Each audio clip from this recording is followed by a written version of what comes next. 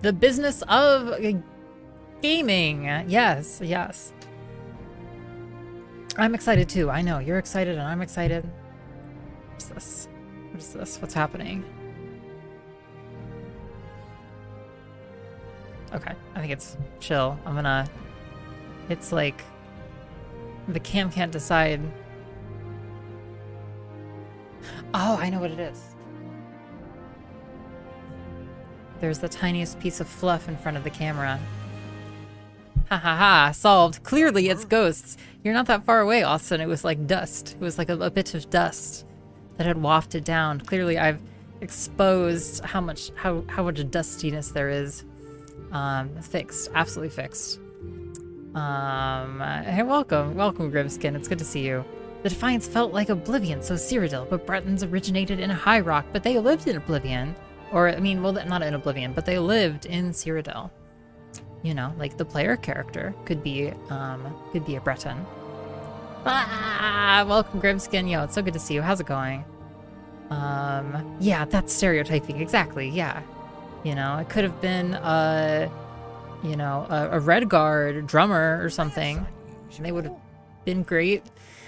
Anyway, welcome everybody. Avatar, thank you so much for the raid. I hope your stream was great. How was podcasting? I hope it was great this week. Welcome everybody.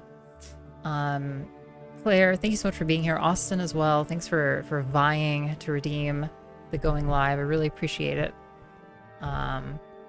So helpful. All my little teacher's pets. Blarg, welcome. Femme Dracula, great to have you. Yeah, enjoy your double VIP, BGB. You deserve it. You deserve to be double VIP'd if anybody does. Welcome, Dusty. How's it going, Rivet? I hope work has been great for y'all. Kali, thank you so much for the 20 months. I really appreciate that. We're gonna have a day. We're gonna have a day of it. We're gonna play some games. I'm really looking forward to it. Book reading stream. Da da da da. Book reading stream. Bretons live all over Tamriel. That's true. Yeah, see, that's just logic for you. It's been work. Thanks. Same, Rivet. I've also had that experience this week.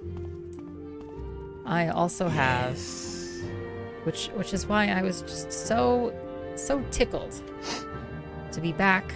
Go ahead, stranger. Finally, at long last. And we're here. We're here in Ebonheart. Welcome, everybody. Welcome back to our playthrough. This is us. Maybe we could take off our weird mask while we're inside, you think? Quick. There. Isn't that better? Isn't that just nicer? It's just been one of those weeks, I guess. Sigh. I hope there's a light at the end of the tunnel. What is this about, Rivet. You know, these weeks are the weeks that make all the other, makes you deserve all the other weeks, I guess. Doesn't make that much sense, you know, but I'm like, oh, you know, this is what hard work is like. I'm just kidding. I know what hard work is like. That mask is so cool. It is kind of like, it actually kind of has like a serial, oh my god.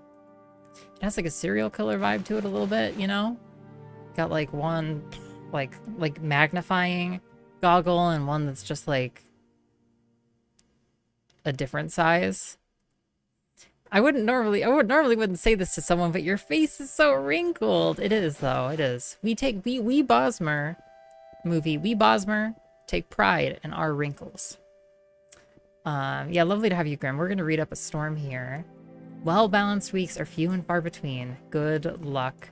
Yeah, it was heavy. It was a heavy week. It's not quite over, but it's mostly over. Oh yeah, and so we're here, and we're saving this here trafficked person, actually. What if it's iiosDetective but permanent? Wouldn't that be disorienting though after a while? Like you'd get tired of it. I would get tired of it. Yeah, I'm stalling. Hey King Kaisel, welcome. Yeah, I'm doing great. I bet your face is pretty wrinkled too, a movie. I bet it's at least as wrinkled as, okay, maybe not this wrinkled. Yeah, it's impressive. It's impressive that we're able to swing a claymore at this apparent age. But you know, Bosmer, they live for a long time. How fucking dare you? I'm a real person. Yeah. Yeah, I guess you got me there. You got me there. Elder Scrolls 6 was announced-ish in June, so we should be getting that a good million years before the sun expands past Mars. Yeah, it's the small blessings, Defiant. Yeah, I'm doing so well. I'm doing so well. We're gonna get started reading here. I think I'm stalling because I'm anticipating all of the reading we're about to do. You got fired from the bank today. A woman asked me to check her balance, so I pushed her. I took it too literal. No, King Kaisel. You know, people who take things too literally are under attack in our society. Yeah, I did miss it. I did, King Kaisel, but, you know, best of luck. Best of luck to, you know, I'm sure there's room in the world for someone who, takes things too literally. Yeah.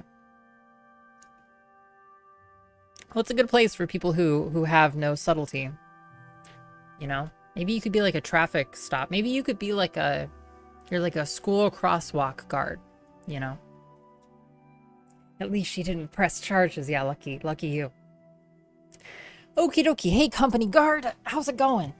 Tell me something. Tell me about Appels Matthias.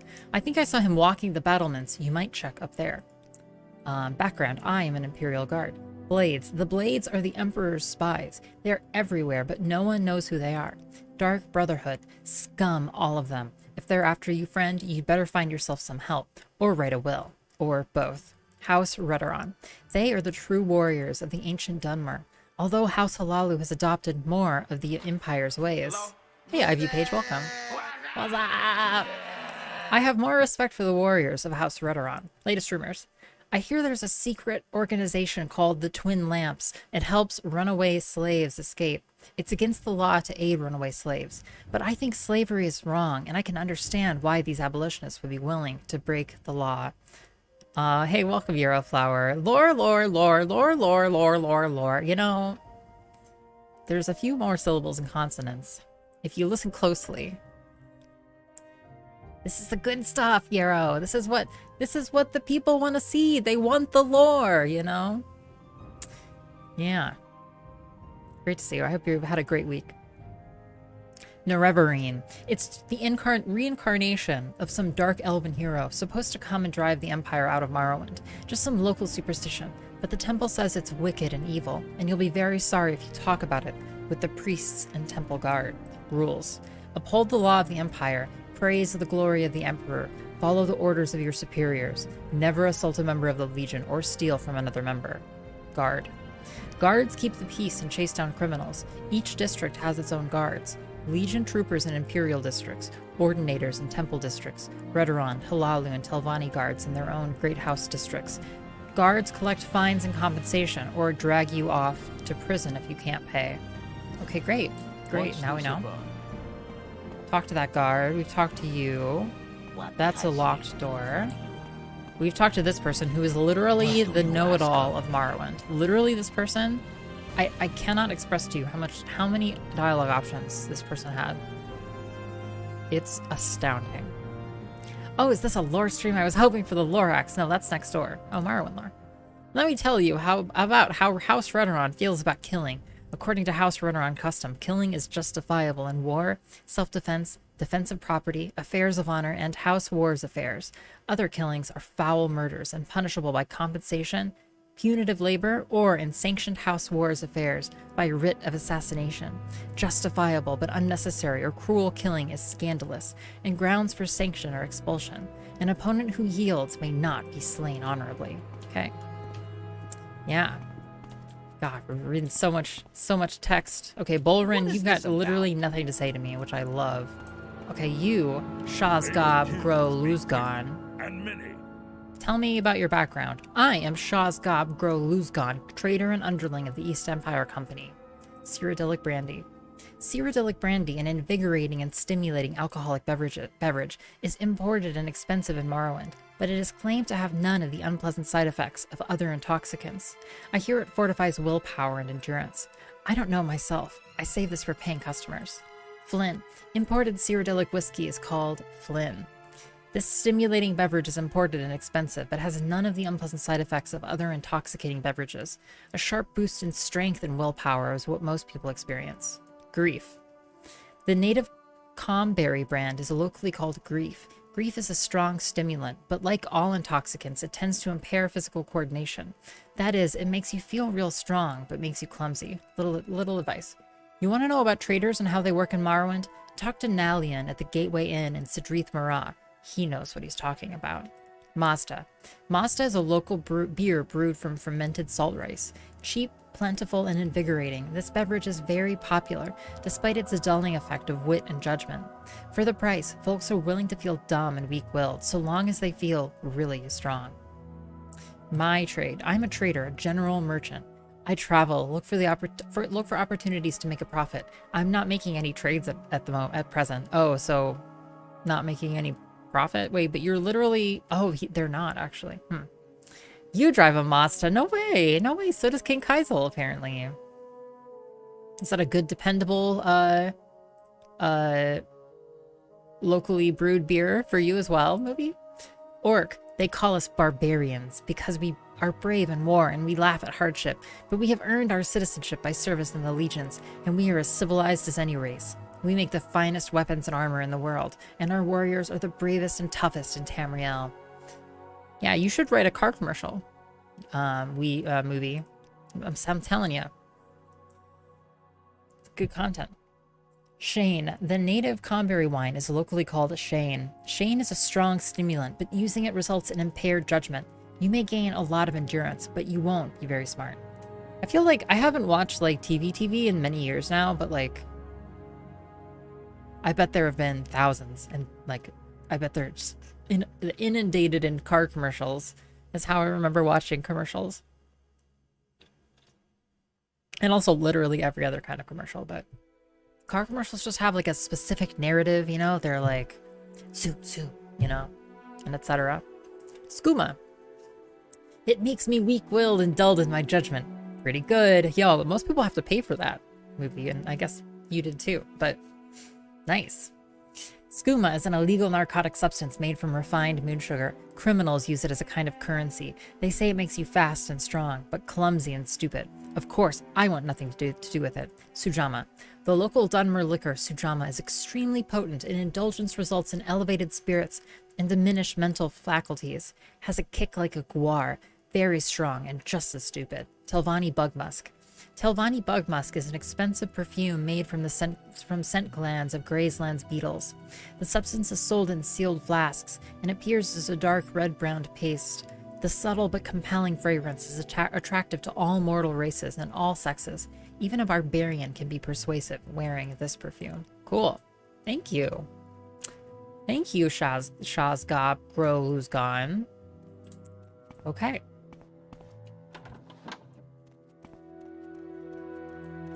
Moving on down. How about you, friend? Oh, we got a book. We've got a book. We've got a book. We've got a book. East Empire Company Ledger. Well.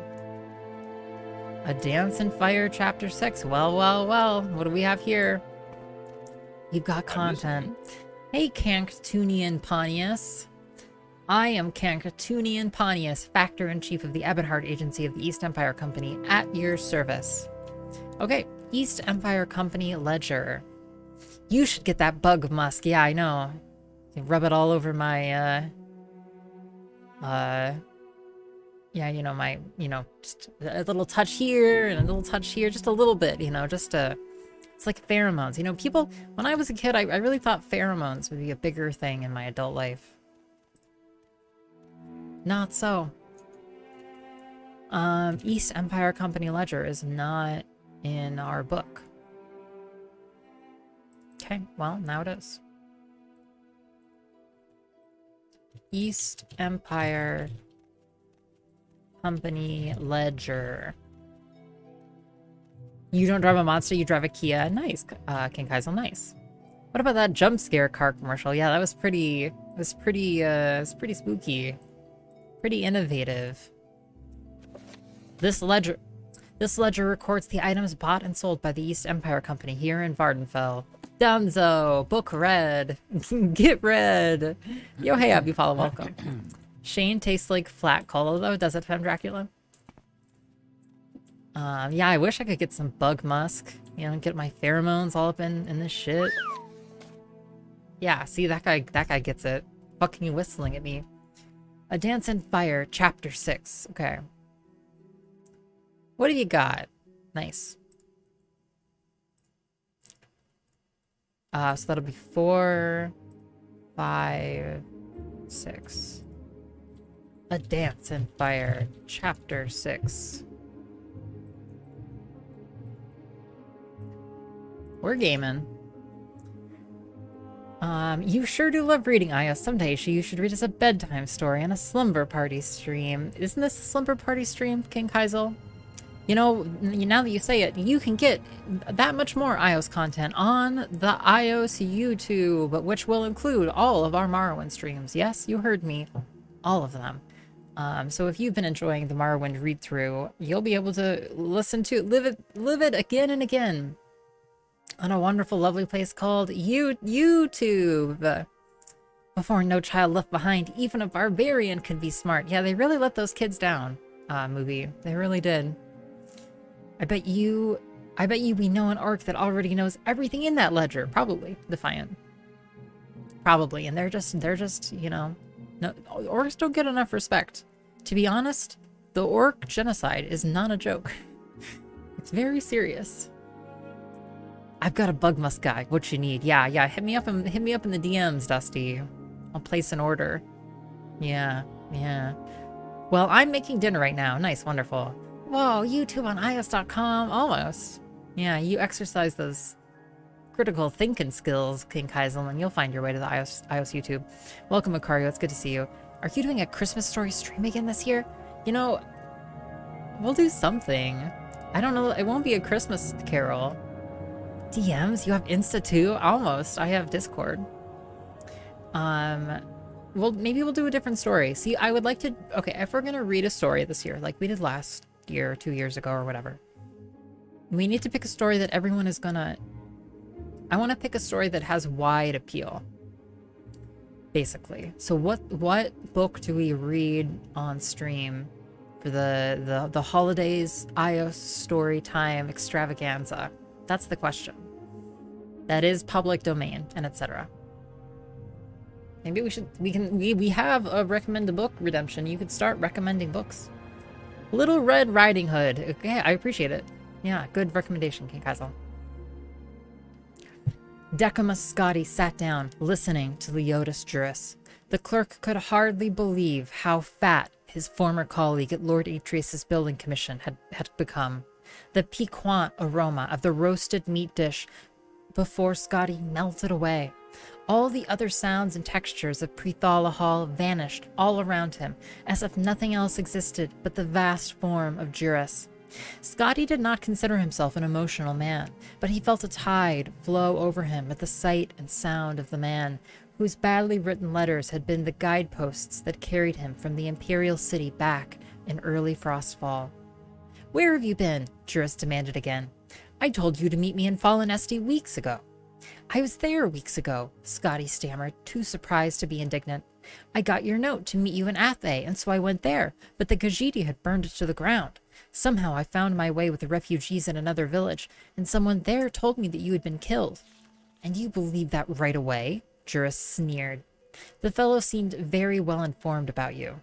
He was a clerk from Lord Vanek's building commission named Reglius, and he said that you had also suggested that he come down to Valenwood to profit from the war." Go for it, movie. Yeah. Experiment. Yeah. Blow your brains out, as they say. "Oh yes," said Juris after thinking a moment. "I recall the name now. Well, it's good for... it's good for business." It's like a, break a leg, Oh my god, no. It's like... Yeah, good job, movie. It's like... Is that not a thing people say? It's like break a leg, but different, I guess. Hey, King Q, welcome. Oh yes, said Juris, after thinking a moment. I recall the name now.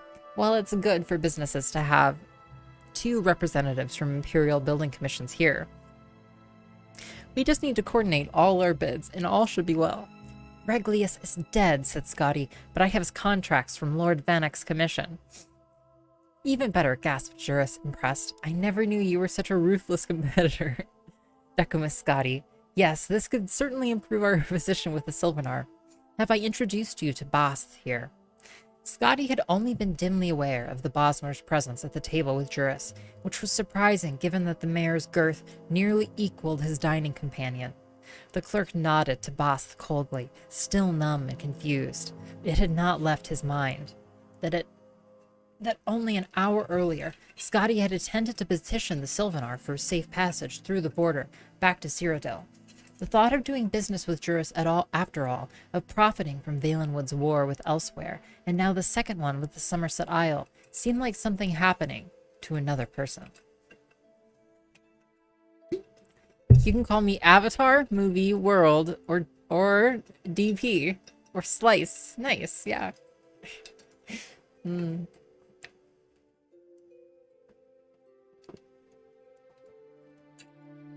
It's so hard to choose. So hard to choose. Yeah, at first KQ, Avatar told me, yeah, I just decided I would call the movie, like we're moving one up from, each name, and then eventually, Avatar will be World. But Slice is pretty slick too. Welcome, Obatsa. It's so good to see you. I hope you had a great week. Also, hey, Nightmare Thief. iios does have to call me movie. Okay, I'm glad we clarified. Because I felt silly for a second. But now everybody knows that it was a social expectation. No, I love your varying names. Your colleague and I were talking about the Sylvanar, said Bath, putting down the leg of mutton he had been gnawing on. I don't suppose that you heard about his nature. A little, but nothing very specific. I got the impression that he's very important and very peculiar. He's the representative of the people, legally, physically, and emotionally, explained Juris, a little annoyed at his new partner's lack of common knowledge. When they're healthy, so is he. When they're mostly female, so is he. When they cry for food or trade or an absence of foreign interference, he feels it too and makes laws accordingly. In a way, he's a despot, but he's the people's despot. That sounds, said Scotty, searching for the appropriate word, like bunk. Perhaps it is, shrugged Bast, but he has many rights as the voice of the people, including the granting of foreign building and trade contracts. It's not important whether you believe us. Just think of the Sylvanar as being like one of your mad emperors, like Pelagius. The problem facing us now is that since Valenwood is being attacked on all sides, the Sylvanar's aspect is now one of distrust and fear of foreigners. The one hope of his people, and thus of the Sylvanar himself, is that the Emperor will intervene and stop the war. Will he? Asked Scotty.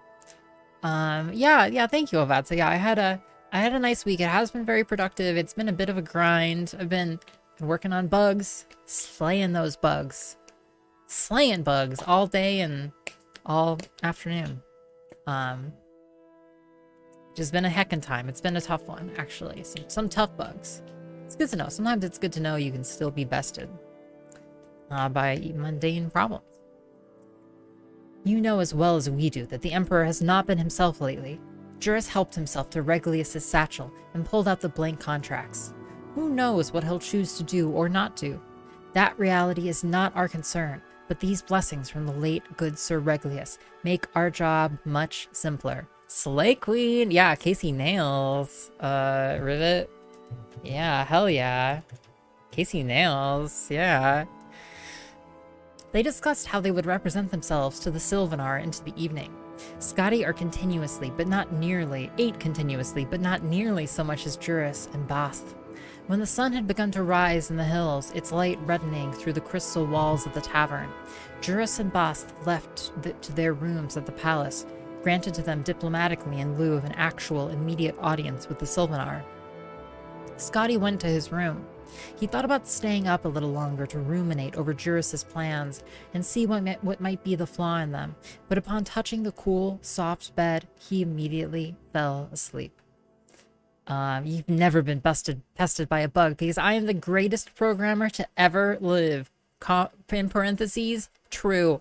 Well then, Peter Shoes, do I have a bug for you? You know, bring your humble ass on down to my desk chair and my you know, MacBook computer, and we'll see what you're made of. Yeah, the story does feel familiar, movie. It does, actually. I'm so sorry to interrupt, but I swear we've heard this one before. We've heard one that's so similar. This is a different one. We've read the first and third one of this. And like the first, I think in the first book, he might even be talking to Juris. Or if not Juris, then he's talking to someone very similar. We have, I don't think we've actually read this one though. I think they're meant to be like stylistically similar because it's essentially like Scotty in the series of books goes on a big journey and he starts as like a clerk. And I think now he's finally like arrived here for like his job, but he's been through like so much strife that he's just like, how could I even care about this? It's like the first books of the New Testament. Yeah. Classics. One and all. The next afternoon, Scotty awoke feeling himself again. In other words, timid. For several weeks now, he had been a creature bent on mere survival. He had been driven to exhaustion, attacked by several jungle beasts, starved, nearly drowned, and forced into discussions of ancient Altmeri poetical works. The discussion he had with Juris and Boths about how to dupe the Sylvanar into signing their contracts seemed perfectly reasonable then. Scotty dressed himself in his old, battered clothes and went downstairs in search of food and a peaceful place to think. "You're up," cried Boths upon seeing him. "We should go to the palace now." "Now?" whined Scotty. "Look at me, I need new clothes. This isn't the way one should dress to pay a call on a prostitute, let alone the voice of the people of Valenwood. I haven't even bathed.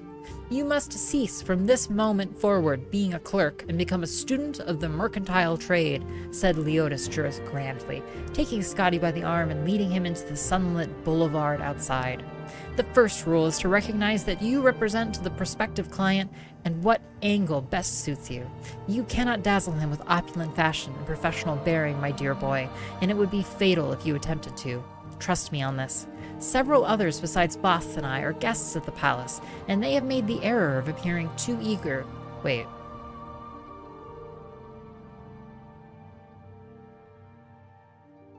Wait, no. Are you right, Avatar? Jeez.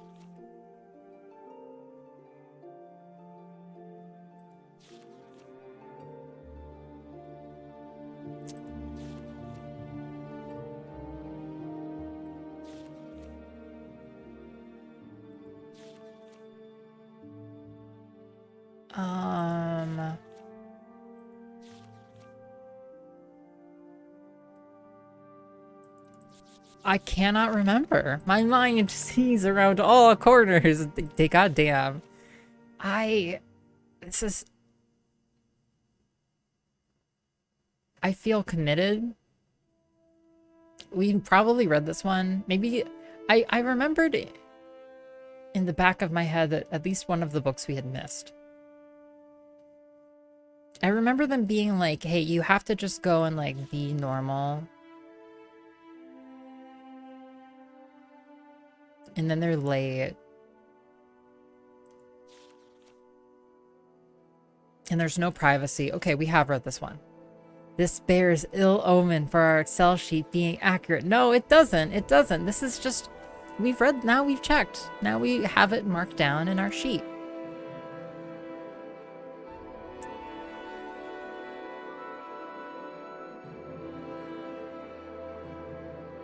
Yeah.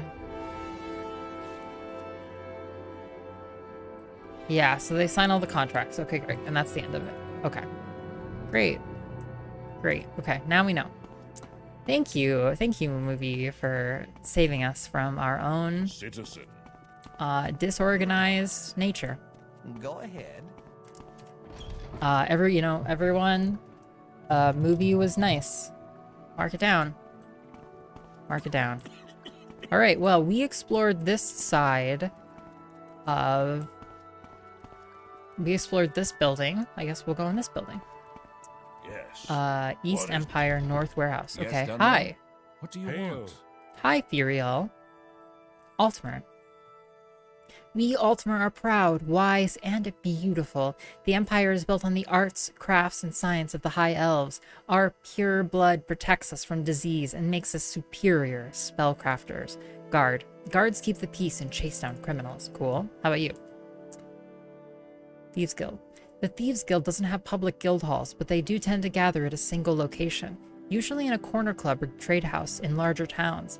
Look for guild operatives in Balmora, Aldrune, Sedrith Mara, and the foreign quarter of Vivek.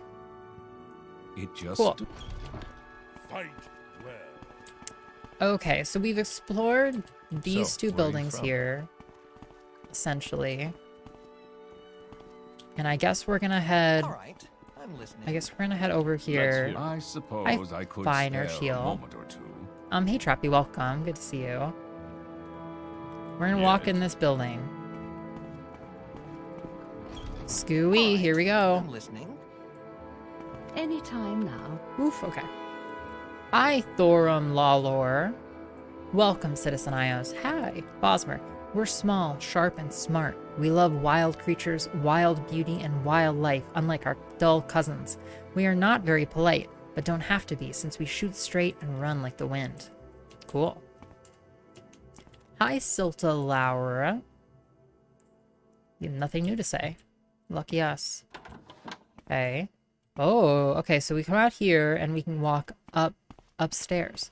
Finally, I can leave this body and continue earning my salvation one good deed at a time. Yeah, you keep it up, Avatar. I'll never forget you. You. Wow. Just like that, Mubi left.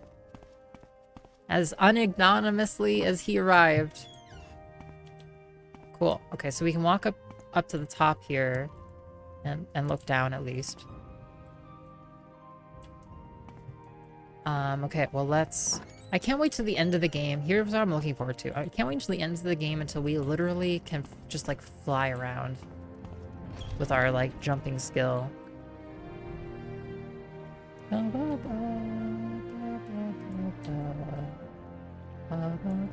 Oh, hi, Os. Hey, Everest, welcome. Okay, so that's up there, and I guess let's go up here.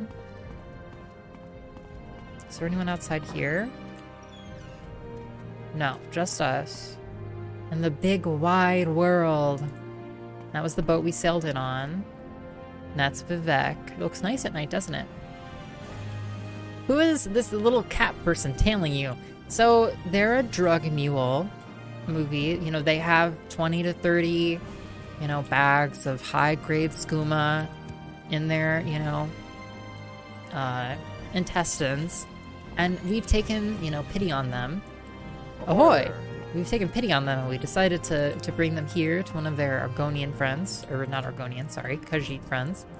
So that they can be free. Oh my god, this quest. Yeah, my other option was literally to take them to, like, this drug runner where they could be, like, gutted.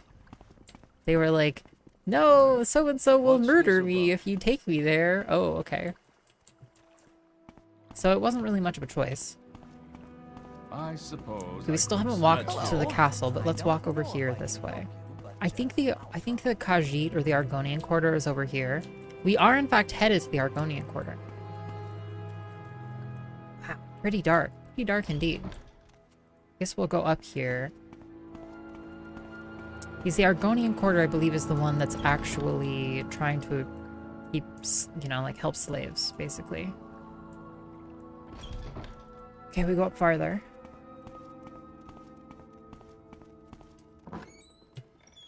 Knock, knock. I don't mind having a friend. You know, it's nice to have a friend. You just never finish the quest and just have this little drug mule run around, you know.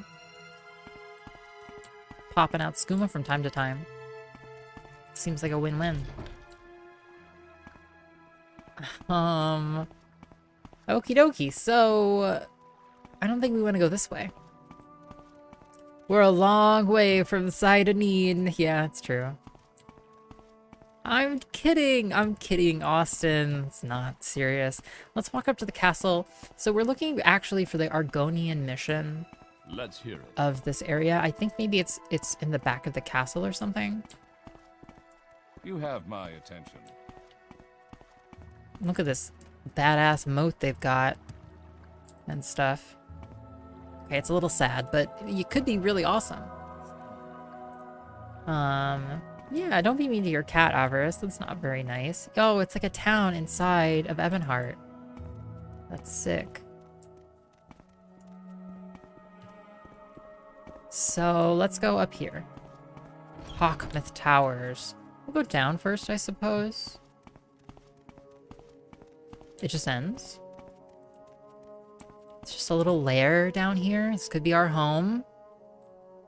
You know, just 1, 2 walls and a sloped ceiling. Slowly crushing you in. Sounds cozy. Can we go upstairs? So we could go further up. This goes outside to the other side. Okay. Let's go up.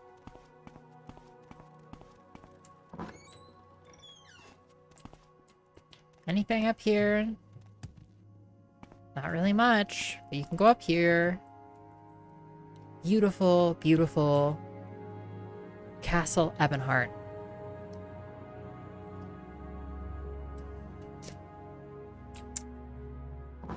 Lovely.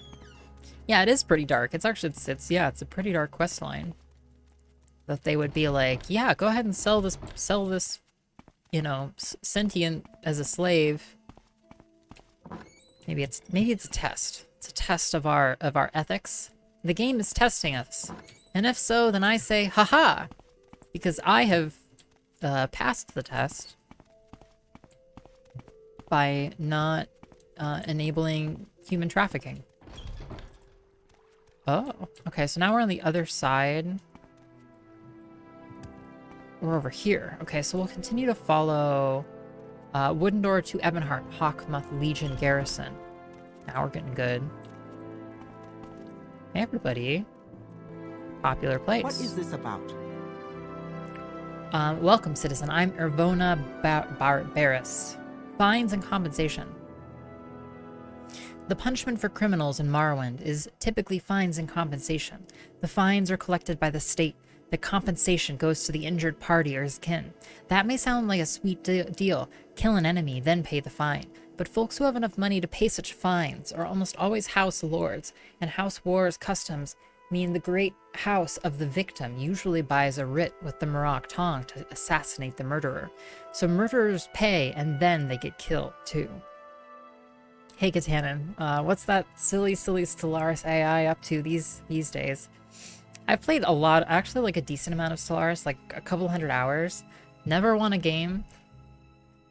But it is tough sometimes.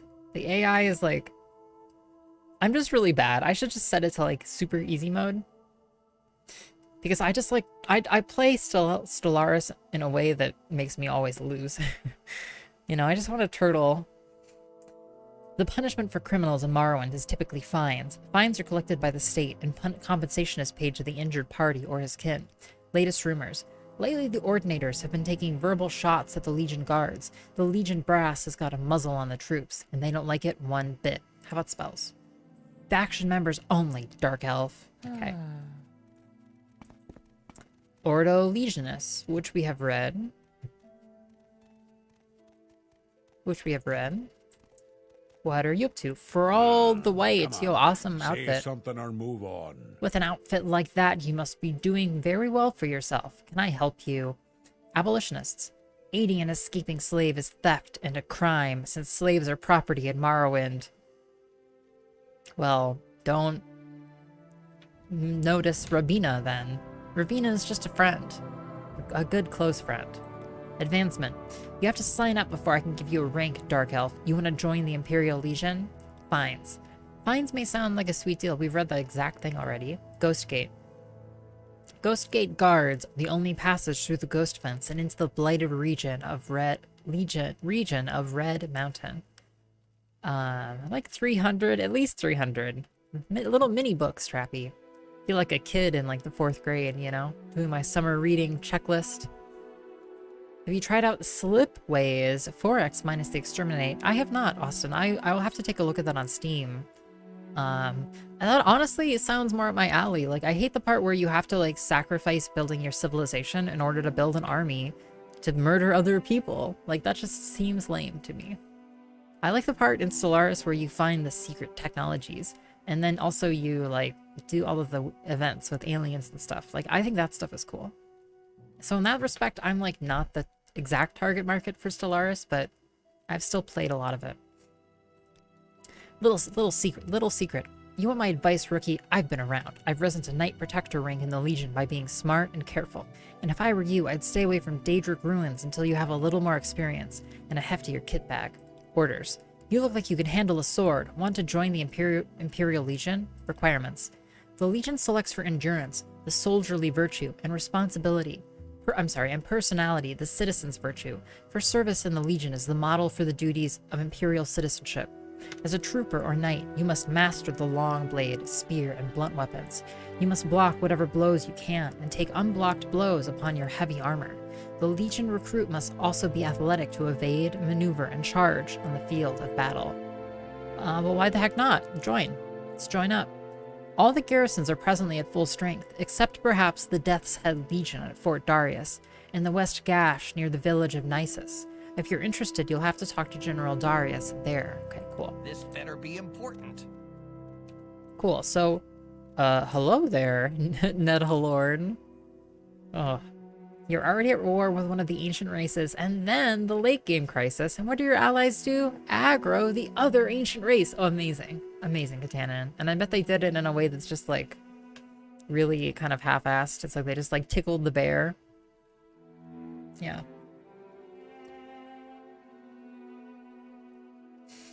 Slipstream plays more like a game of solitaire. Interesting. To build a happy network, a prosperous and happy network of planets, and a limited number of years available. That does sound really fun. It's my preferred outcome to most of those games. Like the same thing with Civ. Like I always just wanted to just make a big, awesome city more than anything. Why must we always fight each other? Fighters Guild. Training, goods, and services. She said we'll take a break from your pet lizard's Hey, Instagram welcome. account. I said, Don't go "I that way." can't. It's my sole source of income. Thanks for the follow. Training goods and services are cheaper for Fighters Guild members, and the guild stewards know where to find work. Little secret. Don't carry those cheap armorer's hammers around with you. Hammers are dead weight. Buy them and use them on the spot. If you're a short blade specialist and you like to travel light, it's often cheaper to own and carry backup weapons. Interesting, okay. It's interesting because we've literally been carrying some of these hammers around. My trade. I am a drill master. I train and condition the local militia. I teach the citizens the basics of block, spear, and long blade, but mostly I concentrate on athletics and acrobatics because conditioning is the biggest weakness of the citizen soldier. No point teaching them to fight if they pass out after a short jog in full kit. Okay, and they can do some training. Cool. Cool. God, I should go back and play Morrowind. Train with him! Wait, why though? It's so expensive. You just sound like a badass though. What was this other thing? Nothing? Okay. Alrighty, what's up with you, friend? Lando Room. Hey, Lando Room. You found Slipways is focused on doing a run to be peaceful. That's nice. That's really nice. Otherwise, the 4X games can go too long, really, and honestly. All right, what have we got? We've cleared out our inventory decently overall. Some fur pauldrons, some random stuff. I think we're okay right now. Okay. Cool. Training is so worth it. No, training is good. Like I have we're level 3 right now. I've done a little bit of training, actually. Whoops. We'll build up some more reserves of money though, and splash for training a little later on. Okay, so that way goes down. We came in there. We have a ladder up. We have doorway there. We have doorway here. It goes around here. It goes outside. We'll go upstairs in a second. That also goes outside. We also are able to go down, but let's go up here. Cool. I like all of I like being able to come up on top of these buildings. Even though there's not that much going on. I thought you were a way higher level. No, we're very low level, to be honest. Okay, we're going downstairs here. Okie dokie. Hey, friends. Okie dokie, Smokey. Hey, Nebbia Amphia. I am Nebbia Amphia. Any advice? Vala Castrasso at the Aldrune Guild of Mages runs a little class for new arrivals in Vardenfell. And by the way, she's also happy to talk about her vocation as a priest. Okay, barter. Some spells. I'm sorry, some potions. Any spells you can sell? Blood gift. Charisma. So you can actually cast charisma. That's actually pretty good, but we just don't quite have the magical skills to make use of most of these. Rapid, these are really good though. Like, rapid regenerate, power well. I don't quite get fortify magicka. Like, why would I spend magicka to fortify magicka? Like, so many spells. Honestly, a lot of them though are just like spell effects. It's like actually what you're doing is you're gonna buy a spell effect and then you need to like make a spell to your level of casting essentially. Which is a little bit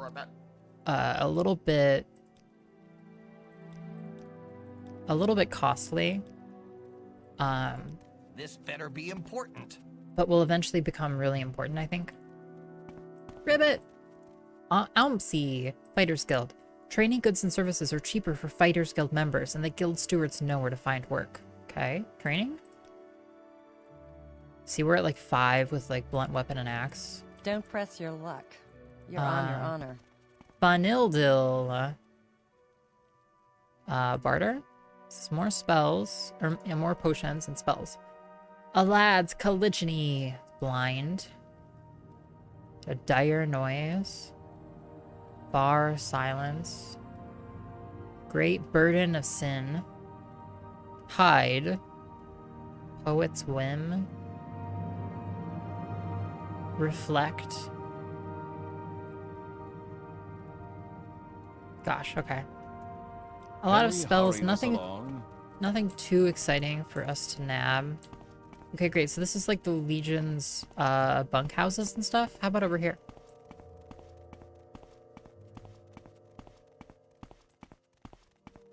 Going way down.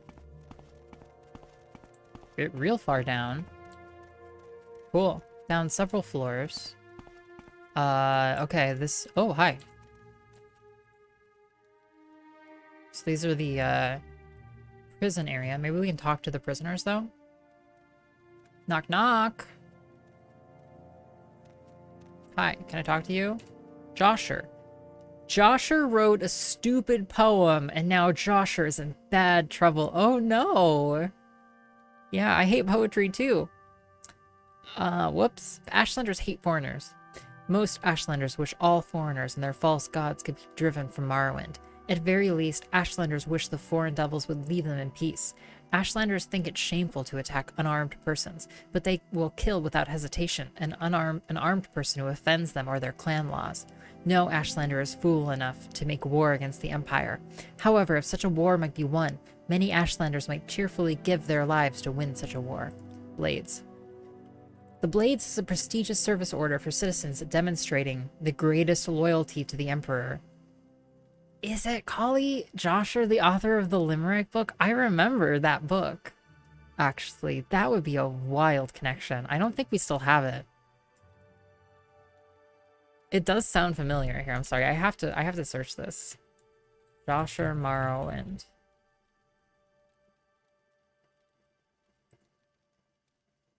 Does it say what the poem is? I don't think it does. It does sound familiar, though.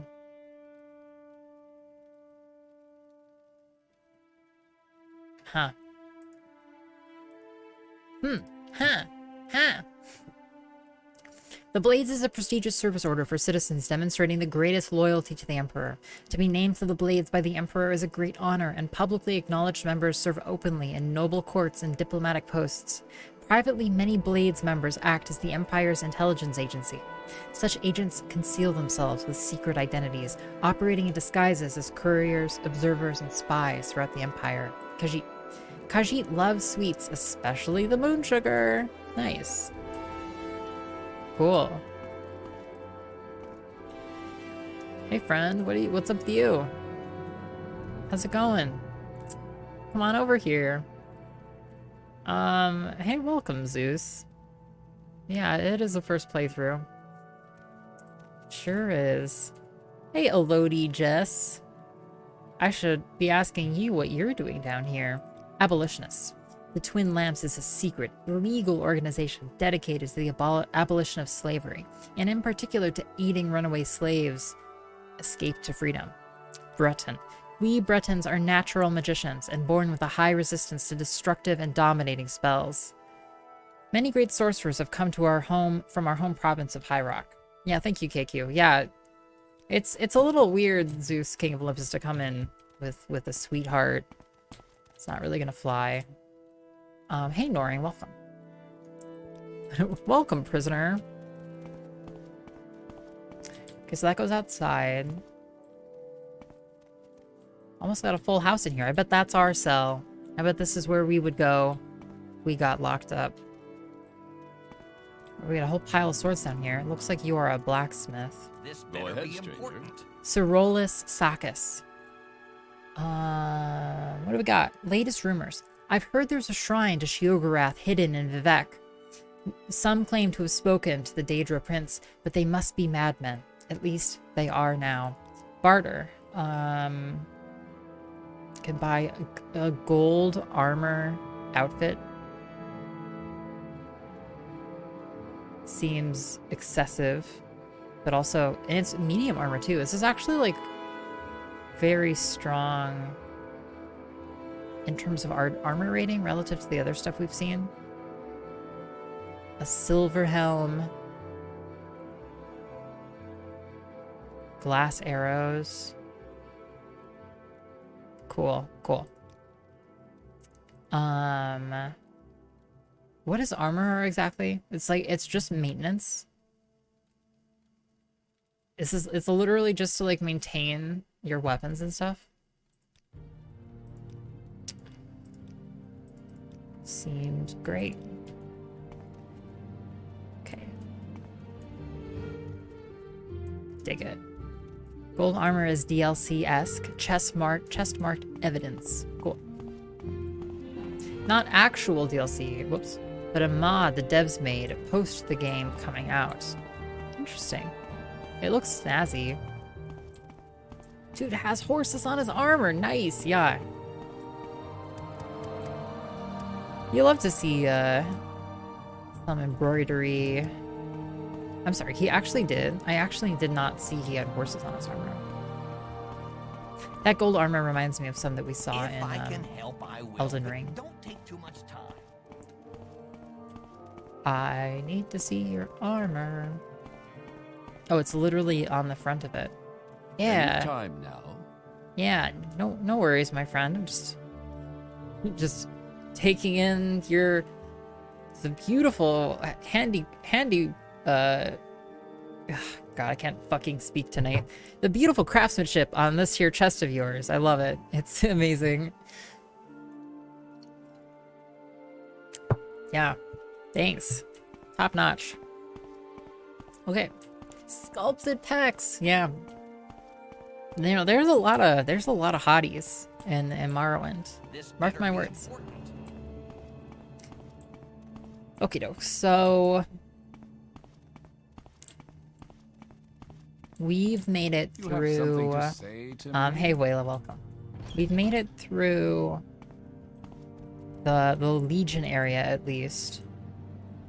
It's a big castle. This is a completely different section of the castle too, actually. I'm not actually sure. Jonas Maximus. I am an officer of the Imperial Legion. Move along. Okay. Yes. Looks cool out there, doesn't it? Book reading. 100 books deep. Are you feeling the burn? Yeah, pretty much. You know, I feel the heat. I feel the immense pressure of all of this text. No, to be honest, it's not that bad, honestly. Like, I don't know. You know, knowing that we're, you know, a third of the way through or something like that, feels good. You know? So, like, me and my brain, I'm like, oh yeah, we're a third of the way through. We can, those other 2/3 will go in no time. It's mostly, it just depends on the frequency of book reading. Like, if I can, like, get a couple of books every 20 minutes or 30 minutes or something, that's one thing. But if I get like 10 in a row, it's just I start to die. Hey, welcome Sky High. It's good to have you. Also, hey, Icy Cubed, how are you? Imperial armor in Morrowind. That looks nice. We'll have to... I don't think I've seen it yet. Oh, it's the armor that those people had on. Yeah. Yeah, they look very fancy. Welcome, Citizen iios. I'm Urar Mondas, and this is Ebonheart. Cool. Ebonheart. Castle Ebonheart is the seat of imperial authority on Vardenfell. Here, Duke Vidam Dren, Duke of Ebonheart, and the Vardenfell Grand Council determine law and policy for the Vardenfell Administrative District. The imperial cult shrine here serves the Duke, his retainers, and the castle's garrisons, and is also an administrative center for the imperial cult presence on Vardenfell.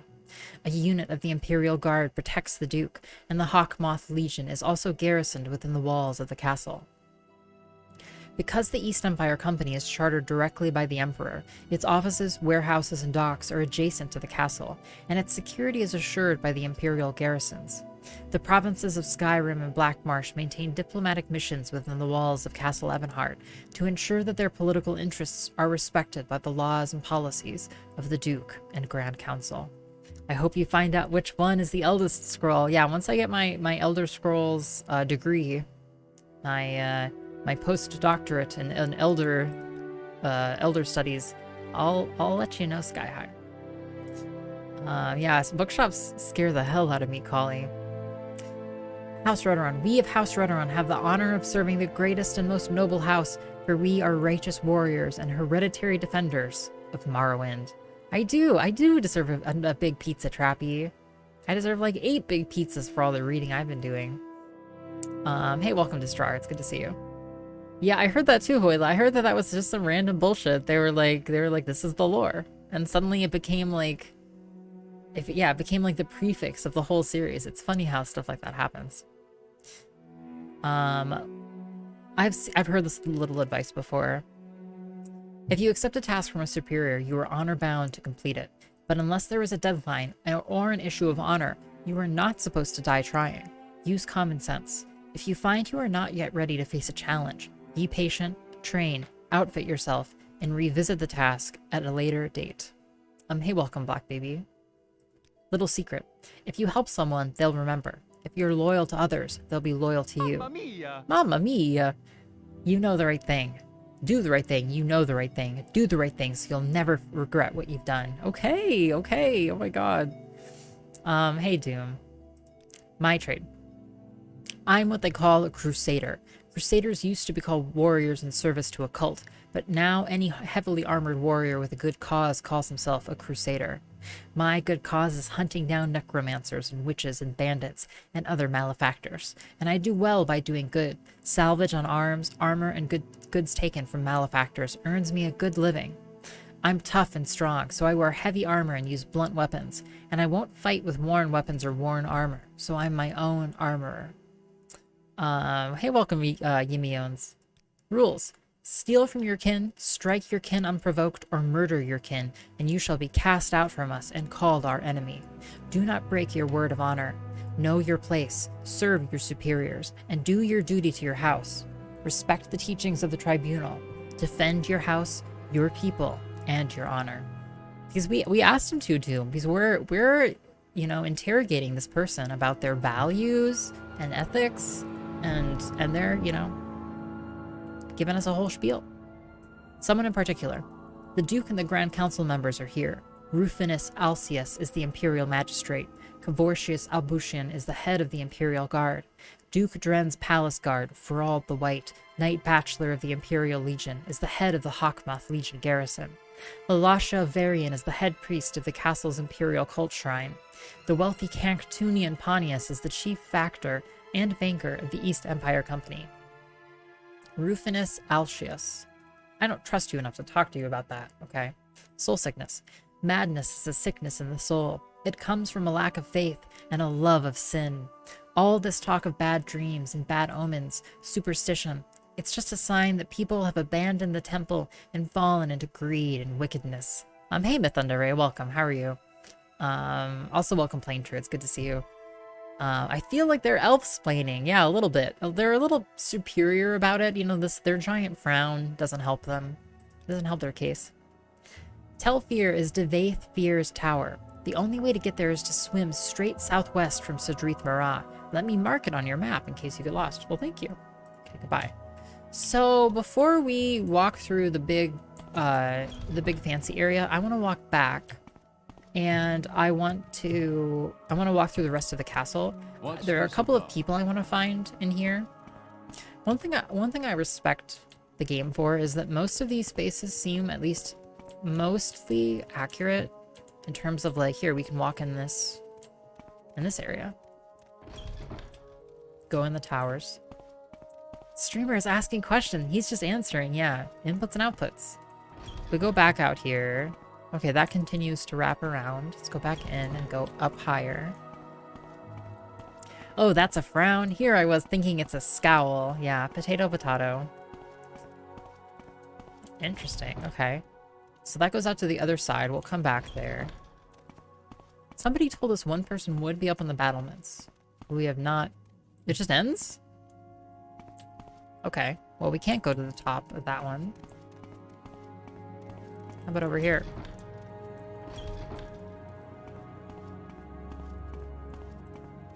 Hey! Crates! Yay! Yams! Hound meat. Bread. Amazing. Let's go downstairs.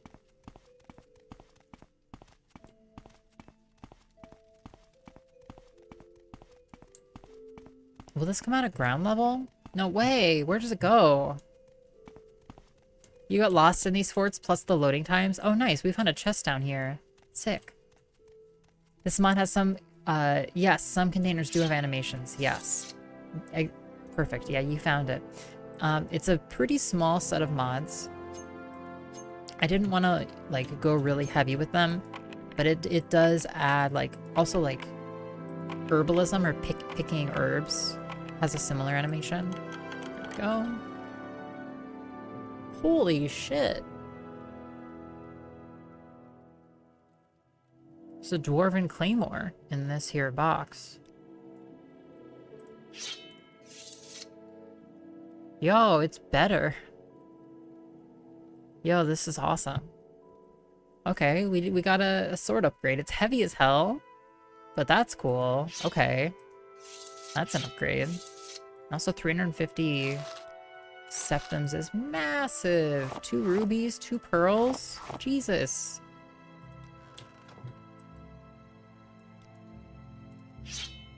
This shit is awesome.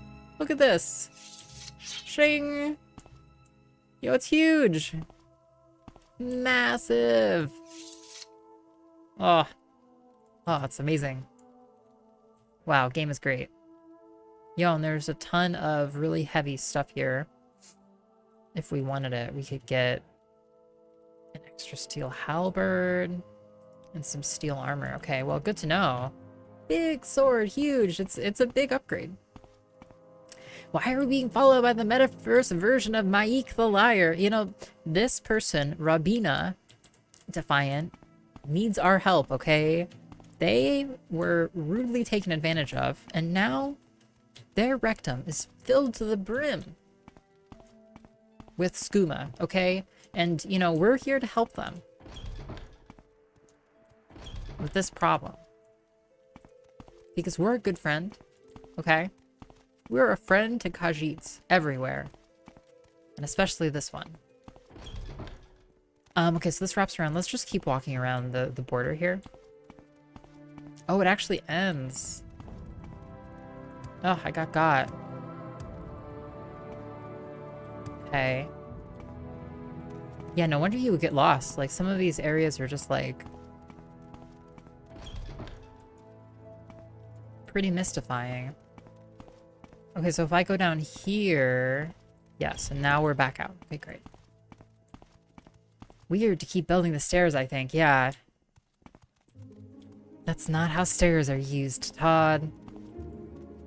Now. What's this about? Young Scrolls actually did... One of their remixes is actually... You want something, Oh, hey, friend? it's Apels Machius. One of Young Scrolls' remixes actually Todd Howard. Saying some random ass kooky shit. I'm always friends with people I can get skooma from. Emily L. Let's play. That's number Wang. That's number Wang. Emily L64 is number Wang. The Yeah. literacy is astonishing. I'm astounded, to be honest, at myself. You know, I watch the iios streams and I'm like, holy cannoli, look at this absolute gamer. Emily, thank you for the 16 months. It's so lovely to see you. I hope you're doing really well this week. I've had a busy week. I've gotten my little butt spanked at work. And not in the fun way, you know? It's been a heck of a time. Anyone else read the comic prequel or Making a Cat Cry, The Adventure? I've read that comic series a couple of times, Wayla. Don't talk about what's happened recently. If you've been reading it, and I don't know if it's even still going, but it's an amazing project. Some of the comics even are like small short games essentially. I haven't read it in ages. Oh, it kept going for a while. It's really funny. Yeah. Yes, we are Mythlandere. We are reading all of the books in Morrowind. We have a spreadsheet that we're using to help us keep track of the books we're reading and in which order. How are the books going? Hey, Snowy Moo. We are on we've read 96 so far. 96. Going strong. What's this about the Dark Brotherhood? You say you've been attacked by them? The fact that you're standing here seems to suggest otherwise. Apels Matthias. I am he. What can I do for you? Dark Brotherhood. Perhaps you have been attacked. That's bad business. I don't know what it is that wants you dead, and I don't want to know. Dark Brotherhood activity here on Vardenfell has been almost unheard of, but I know they have a large contingent back on the mainland. Okay, interesting. Yes, in Mournhold itself, actually. If you're feeling particularly suicidal, you can check it out for yourself. Of course, it's not easy to get there these days. Because of the blight, boats from Vardenfell are turned away immediately. There is one way you might get there, though. Speak with Asheen Rain about transport to Mournhold. She might be able to help you out. Asheen Rain. She's a mage who arrived in Vardenfell at the same time I did. Special appointment to Duke Bren himself. Nice woman and a powerful mage. You should be able to find her in the Grand Council Chambers here in Ebonheart. Okay, cool. Transport to Mournhold. Scooey! Yo, let's play. That's number Wang. Oh, amazing. A twofer, 2 in a row. Is number Wang. Scooey. Scooey, Delta Rain. Thank you so much for the 22 months. Yeah, believe it or not, we do have other subscriber alerts besides that one. But I love having a bunch of number Wangs here in chat. What's the optimal build for book reading? You know, stamina, endurance. A lot of those. Get out of my office. Hey, Silver Ranger. Thanks for the follow. Cool. Well, that's what you'll need if you're so hell-bent on tracking down these Dark Brotherhood assassins you claim have visited you. Okay, cool. We have a lead on the Dark Brotherhood. If we wanted to. I don't think we do, but we could go, apparently, to a different location and try and deal with them. Great to see you, Delta Rain. It was so much fun to watch you... What are you streaming? You're streaming Satisfactory. Satisfactory. You know, I feel really I shouldn't even admit to this, but it took me like a painfully long time for me to appreciate that. Well, you know, it's like when I was reading the title Satisfactory, I was like, oh yeah, that's a play on the word factory. And a play on the word satisfaction. And it took me probably like 8 months to finally get that also it's a play on the word satisfactory, you know. Anyway, yeah, that actually really slips my mind.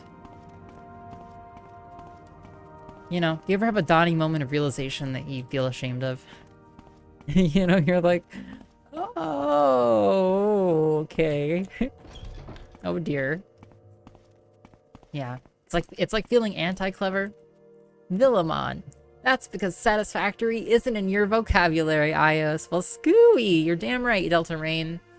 I only use words like superb and superlative. Yep. Yep. A little advice. If you need to know something about the merchant's trade, talk to Bolrin and Ebonheart at the East Empire Company Hall. He's been a merchant with the East Empire Company here for years, and he knows his stuff. Redguard, we are warriors by nature, quick of foot and hardy of constitution. We are good with all weapons and armor. Look for us in the thick of battle. Yeah, how about here? Will we go downstairs first? Yo, there's so much shit down here. It's amazing. Your followers making all of the creepy, uncanny valley alarms go off in my head. You know, they're just walking like that. Oh, see Daisy. Hey, Augustus. Augurius. They're just walking like that on account of all of the skooma that they've got up in there. You know, if your behind was filled with 1/10 as much skooma as they've got right now, you'd be waddling too. Little advice, if you want to improve a skill you're terrible at, it's worth paying for a little training, just to get you started. Sure, you can teach yourself, but it can be slow and frustrating. Okay, well, you can walk upstairs, Augurius, and leave me to these things. Yep, see ya. Ta-ta. So long.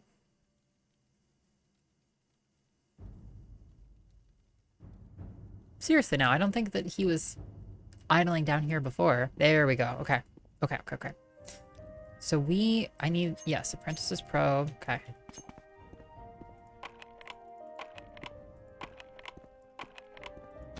Okay.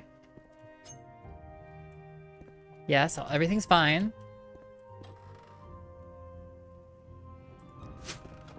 Okay.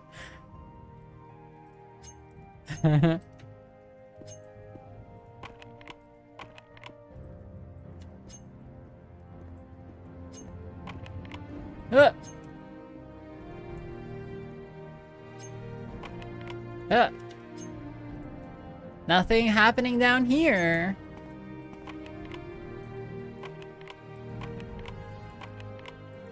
Okay.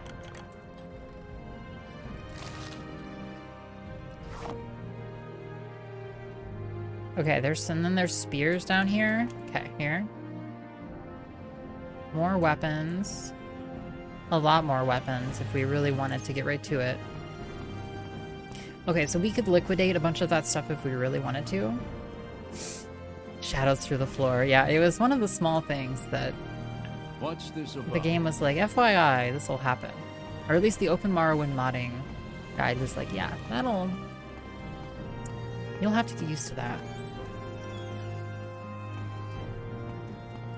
You know, if anything, I really need a buddy to like, I need a mule, you know? You know, Ravina, I know you've been doing it with the skooma, but what if you did it except with all of my extra stuff instead? Yeah, no, you don't have to put it up your butt. Because I really just need somebody, I just need inventory space. Yes. Is what I need. I think your mule needs a mule. Yeah, if only. Don't be ridiculous. Athletics 22 is big though.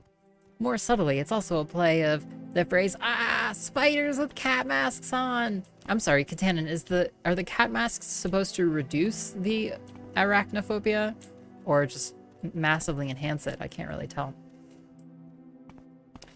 Yeah, we're gonna help our follower here. We're looking for the Argonian quarter of Castle Ebonheart. We've yet to find it, but we're looking for it. Let's go in here. Ebonheart, Skyrim mission. Yeah, we went the Argonian mission. Oh. Hey. Friends. What say you? What say you? Where's Lydia when you need her? Exactly, yeah. Seriously. Skyrim had it figured out. Figured out. Hi, Bedroflod. Say something or move on. Argonian. The Argonians of Blackmarsh call themselves people of the root. They are equally at home on land or in water and are magically gifted, persecuted and enslaved by other races. They are cautious and secretive. Little is known of their homeland or native culture, and their alien physiology and customs are not well understood by scholars. So we've really dodged a bullet here because we've read all of this stuff, basically. Morrowind lore.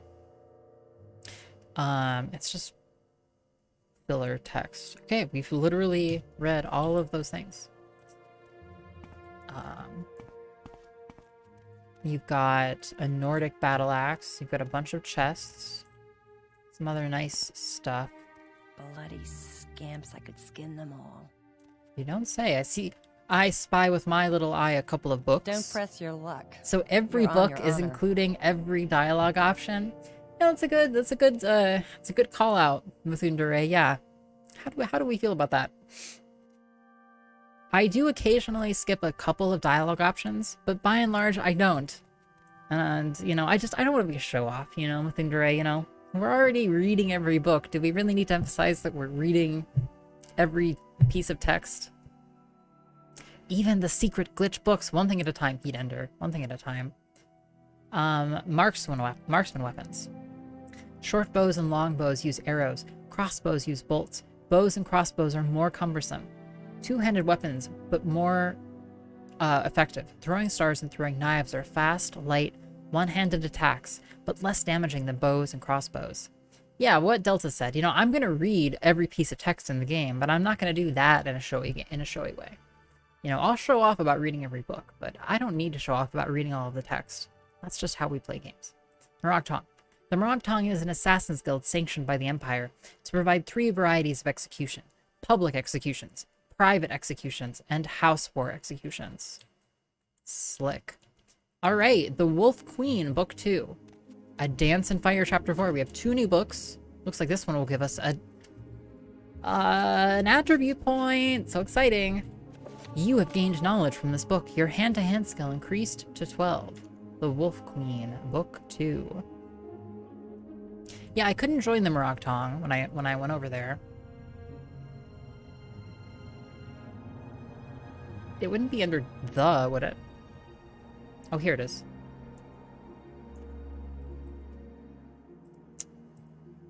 The Wolf Queen, Book 2. Book 1. Great.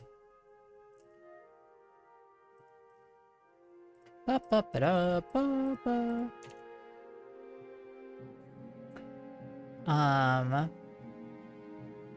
Yeah.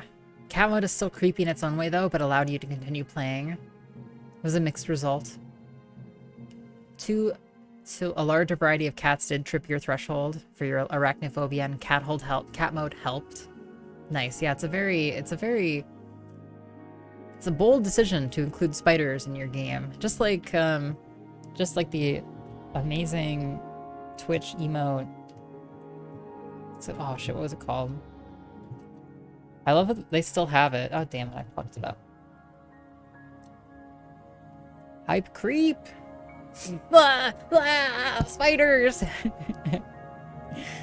I feel like if you're tempted to skin them, they probably moved beyond scamp, or you have trouble with proportional responses, yeah. Yeah, we'll see Heatender, we'll see about those books. What is the difference in graphics? What if the difference in graphics is just how the different countries look in person? Could be, Snowy. Could be. I mean, that kind of feels like a, you know, like the 50s were just black and white. It's like that kind of a thing. You gotta have enough coolness points to join. I know, I'm just not there yet. Does that mean the Morag Tong are not Empire sanctioned? I don't think so. I think the Morag Tong are just like a Morrowind native organization, and maybe they work in coordination with the Great Houses, and the Great Houses are like de facto Empire sanctioned, so it's like a gray area. Means that Tamriel is hardly the only empire with death squads. Yeah. Perhaps unsurprisingly, the death squad is a highly culturally convertible concept. Yeah, Wageen Jarth, writing up all those amazing books. Jarth heads, sound off in chat. I'm glad that Arachnophobia mode tried to stay creepy in its own way. Yeah. They're aliens with different physiology, but just happen to trip similar fears. Interesting. The Wolf Queen, Book 2, by Wageen Jarth. From the pen of the 1st century 3rd era sage Montakai. 3rd era 82. A year after the wedding of his 14-year-old granddaughter, the Princess Potema, to King Montiarco of the Nordic Kingdom of Solitude, the Emperor Uriel Septim II passed on. His son, Pelagius Septim II, was made emperor, and he faced a greatly depleted treasury, thanks to his father's poor management. As the new Queen of Solitude, Potema faced opposition from the old Nordic houses, who viewed her as an outsider. Montiarco had been widowed, and his former queen was loved. She had left him a son, Prince Bathorg, who was 2 years older than his stepmother, and loved her not. But the king loved his queen, and suffered with her through miscarriage after miscarriage, until her 29th year, when she bore him a son. 3rd era 97. You must do something to help the pain, Potema cried, baring her teeth. The healer, Kelmuth, immediately thought of a she-wolf in labor, but he put the image from his mind.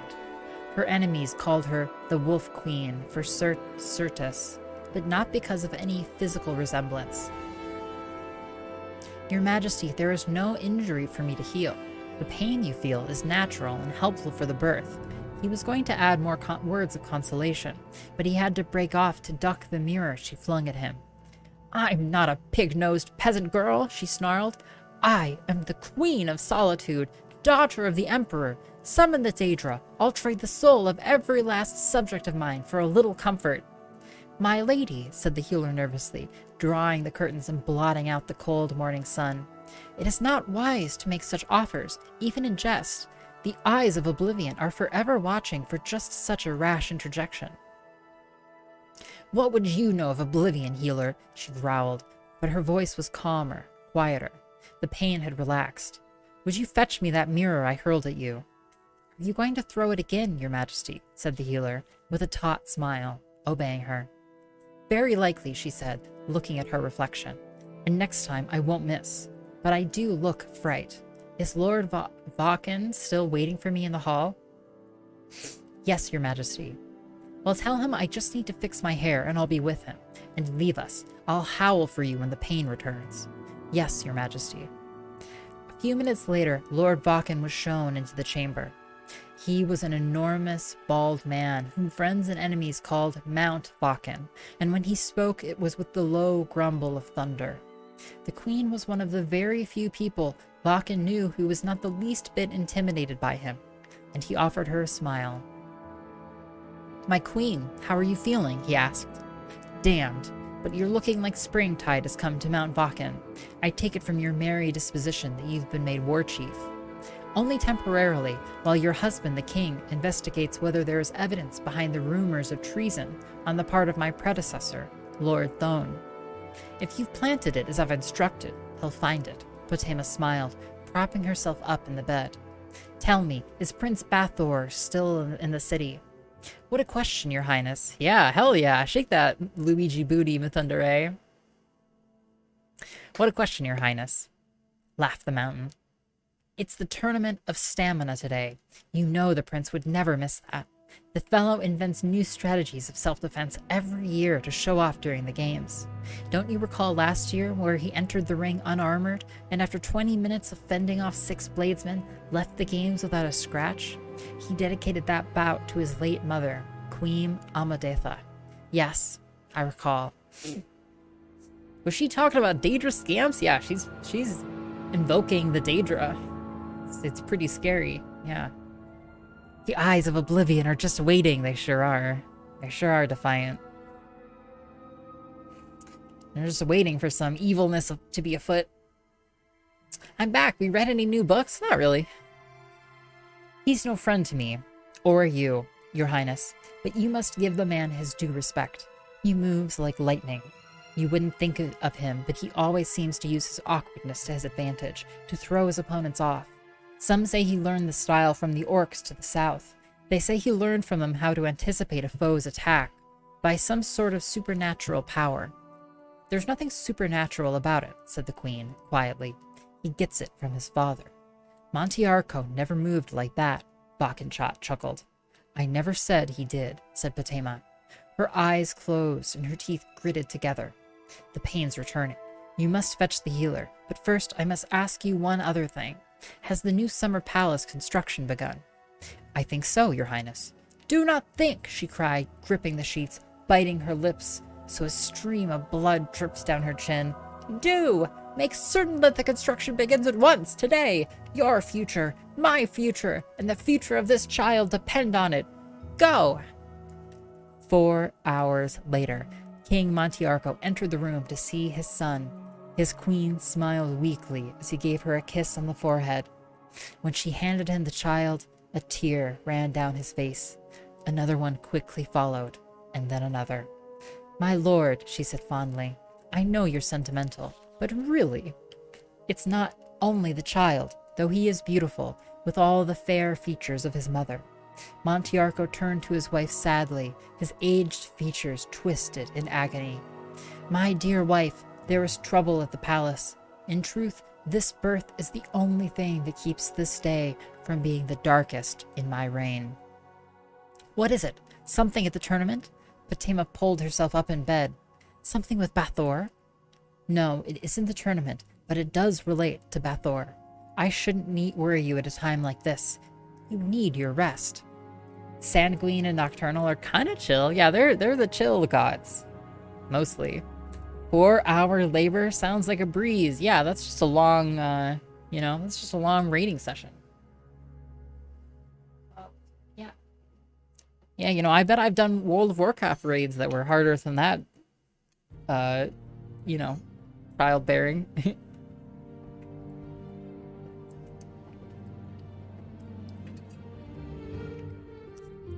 My husband, tell me!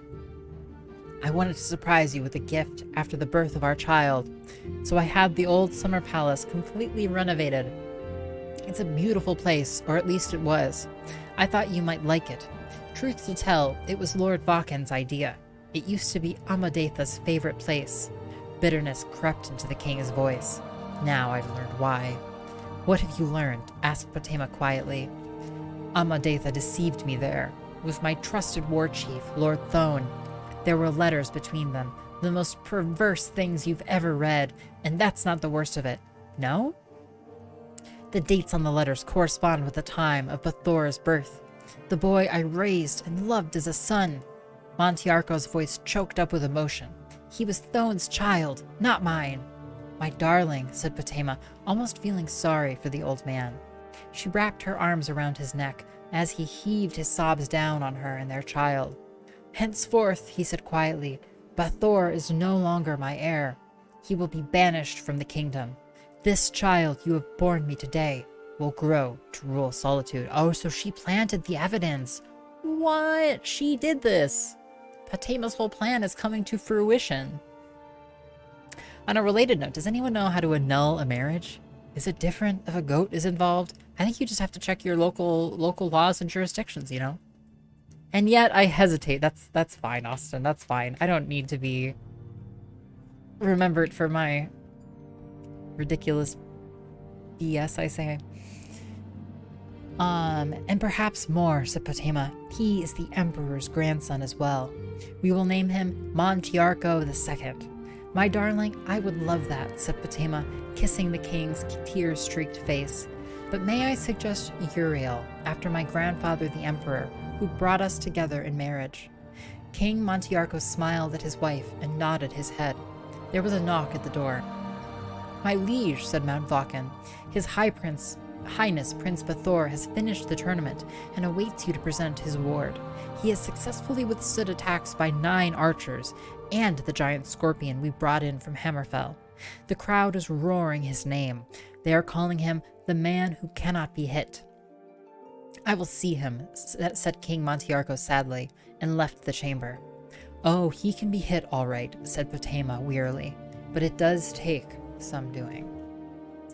Okay, the Wolf Queen. Wow, she turned on her stepson. That's terrible. You have gained knowledge from this book. Your acrobatic skill increased to 43. A Dance in Fire, Chapter 4. Chapter 4 it is. Wow, we've read a lot of these.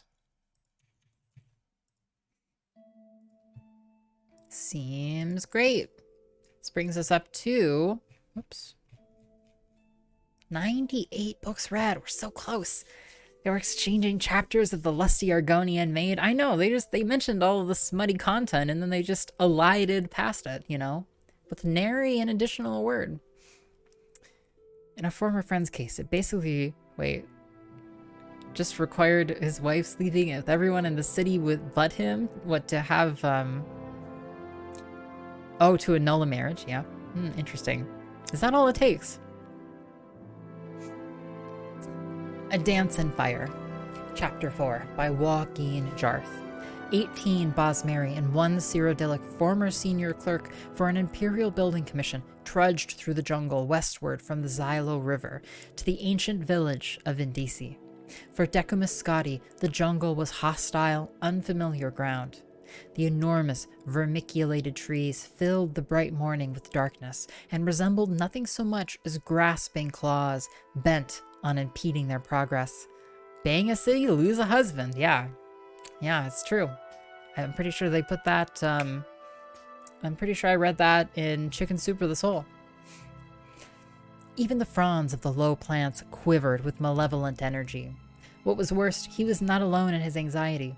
His fellow travelers, the natives who had survived the Khajiit attacks on the villages of Grenos and Athe, wore faces of undisguised fear. There was something sentient in the jungle, and not merely the mad but benevolent indigenous spirits.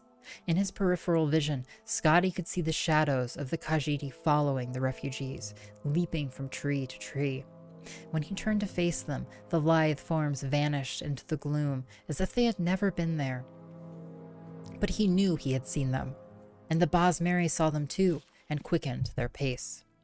After 18 hours, bitten raw by insects, scratched by 1,000 thorns, they emerged into a valley clearing. It was night, but a row of blazing torches greeted them, illuminating the leather-wrought tents and jumbled stones of the hamlet of Vindisi. At the end of the valley, the torches marked a sacred site, a gnarled bower of trees pressed close together to form a temple. Wordlessly, the Bosmeri walked the torch arcade toward the trees. Scotty followed them. When they reached the solid mass of living wood, with only one gaping portal, Scotty could see a dim blue light glowing within.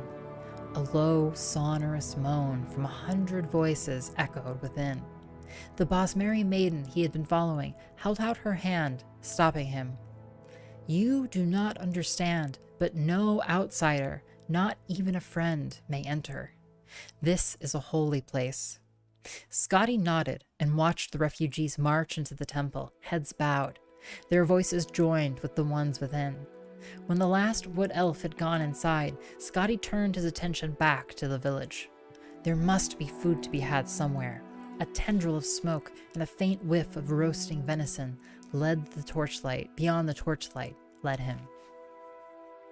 The series is the Morrowind equivalent of Foundation, like the Foundation series by Isaac Asimov. I only read the very first scene of that book where like they take the class of like grade school children up to see the sky for the first time, and all of the kids start freaking the fuck out. They're like, make it stop, take me back inside.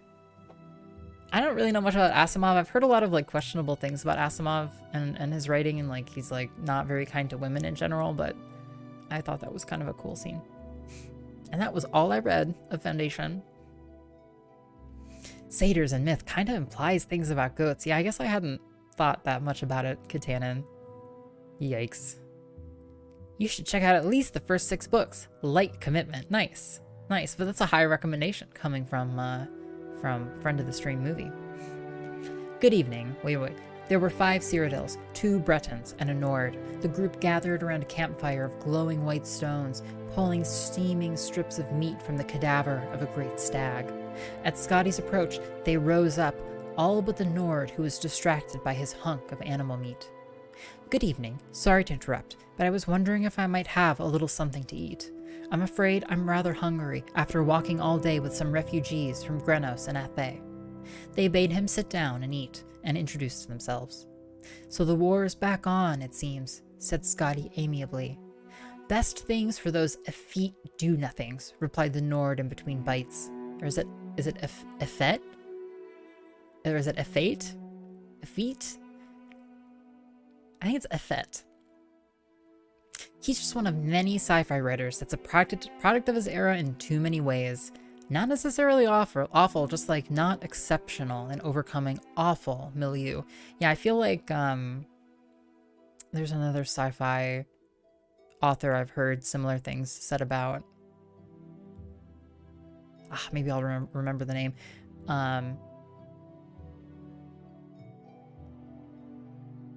It's on the tip of my tongue. Heinlein, yes, it was an H. Yeah, it was Heinlein. I've heard a lot of like shit, like bullshitting about Heinlein and how terrible Heinlein is about women and stuff.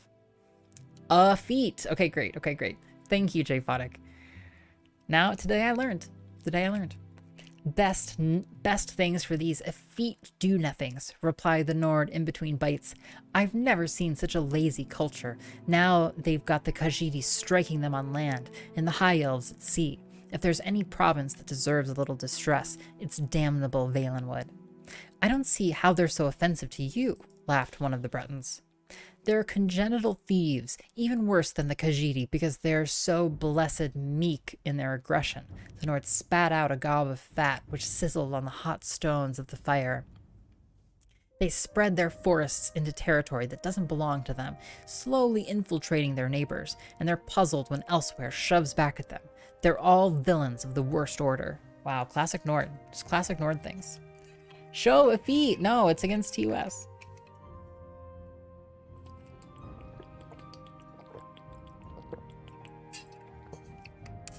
It's against TUS.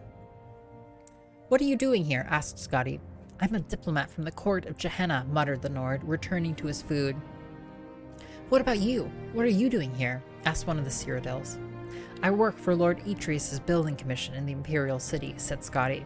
One of my former colleagues suggested that I come down to Valenwood. He said the war was over and I could contract a great deal of business for my firm rebuilding what was lost. One disaster after another, and I've lost all my money. I'm in the middle of a rekindling of war, and I cannot find my former colleague. Your former colleague, murmured another of the Cyrodiils, who had introduced himself as Reglius. He wasn't by any chance named Leotus Juris, was he? You know him? He lured me down to Valenwood in nearly the exact same circumstances, smiled Reglius grimly. I worked for your employer's competitor, Lord Bannock's men, where Leotus Juris, who formerly worked. He wrote to me, asking that I represent an Imperial building commission and contract some post-war construction. I had just been released from my employment, and I thought that if I brought some new business, I could have my job back. Juris and I met in Athe, and he said he was going to arrange a very lucrative meeting with the Sylvanar. Scotty was stunned. Where is he now? I'm no theologian, so I couldn't say. Reglius shrugged. He's dead. When the Khajiit attacked Athe, they began by torching the harbor where Juris was readying his boat. Or, I should say, my boat, since it was purchased with the gold I brought.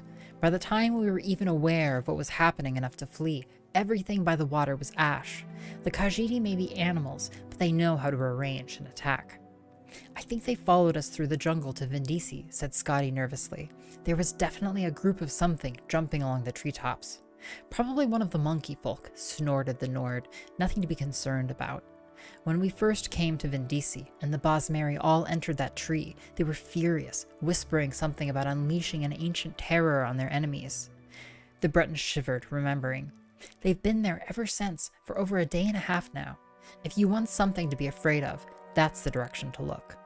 The other Breton, who was a representative of the Daggerfall Mages Guild, was staring off into the darkness while his fellow provincial spoke. Maybe, but there's something in the jungle too, right on the edge of the village, looking in. Tomorrow for J Fodic's stream? Tomorrow? Ding ding ding ding ding ding ding. Wow. Tomorrow, friend of the stream J Fodic returns. Returns! Twitch.tv. Amazing.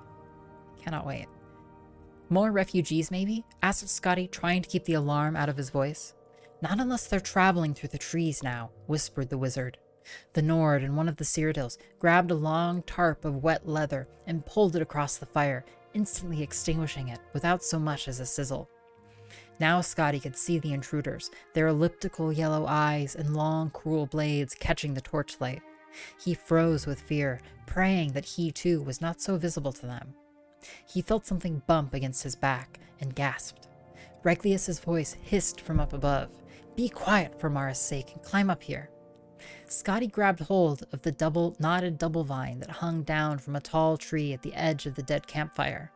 He scrambled up it as quickly as he could, holding his breath lest any grunt of exertion escape him. At the top of the vine, high above the village, was an abandoned nest from some great bird in a trident-shaped branch. As soon as Scotty had pulled himself into the soft, fragrant straw, Reglius pulled up the vine. No one else was there, and when Scotty looked down, he could see no one below. No one, that is, except the Khajiit, slowly moving toward the glow of the temple tree. Thank you, whispered Scotty, deeply touched that a competitor had helped him. He turned away from the village and saw that the tree's upper branches brushed against the mossy rock walls that surrounded the valley below. How are you at climbing? You're mad, said Reglius under his breath. We should stay here until they leave. If they burn Vindisi like they did Athe and Grenos, we'll be dead sure as if we were on the ground. Scotty began the slow, careful climb up the tree, testing each branch. Can you see what they're doing? I can't really tell. Reglius stared down into the gloom. They're at the front of the temple. I think they also have, it looks like long ropes, trailing off behind them, off into the pass. Scotty crawled onto the strongest branch that pointed toward the wet, rocky face of the cliff. It was not a far jump at all. So close, in fact, that he could smell the moisture and feel the coolness of the stone. But it was a jump, nevertheless, and in his history as a clerk, he had never before leapt from a tree 100 feet off the ground to a sheer rock.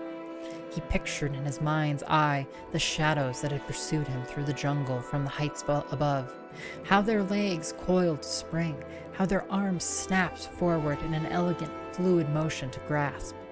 He leapt.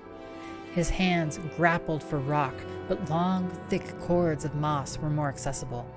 He held hard, but when he tried to plant his feet forward, they slipped up skyward. For a few seconds, he found himself upside down before he managed to pull himself into a more conventional position. There was a narrow outcropping jutting out of the cliff where he could stand and finally exhale. Reglius! Reglius! Reglius! Scotty did not dare to call out. In a minute, there was a shaking of branches, and Lord Van Eck's men emerged. First his satchel, then his head, then the rest of him. Scotty started to whisper something, but Reglius shook his head violently and pointed downward. One of the Khajiit was at the base of the tree, peering at the remains of the campfire. Reglius awkwardly tried to balance himself on the branch, but as strong as it was exceedingly difficult with only one free hand. Scotty cupped his palms and then pointed at the satchel. It seemed to pain Reglius to let it out of his grasp, but he relented and tossed it to Scotty. There was a small, almost invisible hole in the bag, and when Scotty caught it, a single gold coin dropped out.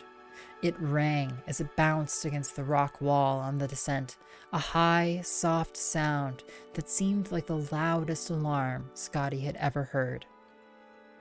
Then many things happened very quickly. The Cathay rot at the base of the tree looked up and gave a loud wail. The other Khajiiti followed in chorus, as the cat below crouched down and then sprung up into the lower branches. Reglius saw it below him, climbing up with impossible dexterity, and panicked. Even before he jumped, Scotty could tell that he was going to fall. With a cry, Reglius the clerk plunged to the ground, breaking his neck on impact. A flash of white fire erupted from every crevice of the temple, and the moan of the Bosmeri prayer changed into something terrible and otherworldly. The climbing Cathay Rot stopped and stared. "Carago," it gasped. "The wild hunt." It was as if a crack in reality had opened wide. A flood of horrific beasts, tentacled toads, insects of armor and spine, gelatinous serpents, vaporous beings with the face of gods, all poured forth from the great hollow tree, blind with fury. They tore the Khajiiti in front of the temple to pieces. All the other cats fled for the jungle. But as they did so, they began pulling on the ropes they carried. In a few seconds' time, the entire village of Vindisi was boiling with the lunatic apparitions of the wild hunt. I eat success for breakfast. With skim milk. Iocana Pow to eat Yeah. success for breakfast. With skim milk, butts.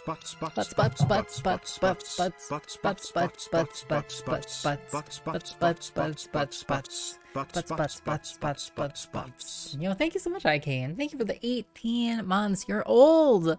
Icane, your frog is an old frog now. You've grown. I super appreciate it. Icane, I super appreciate you. Thank you for being here. Thanks for the resub. Hope you're having a great week. It's been a busy one for me. I've been mighty busy. Feeling it.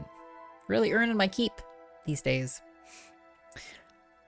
Over the babbling, barking, howling horde, Scotty heard the Cyrodiils in hiding cry out as they were devoured.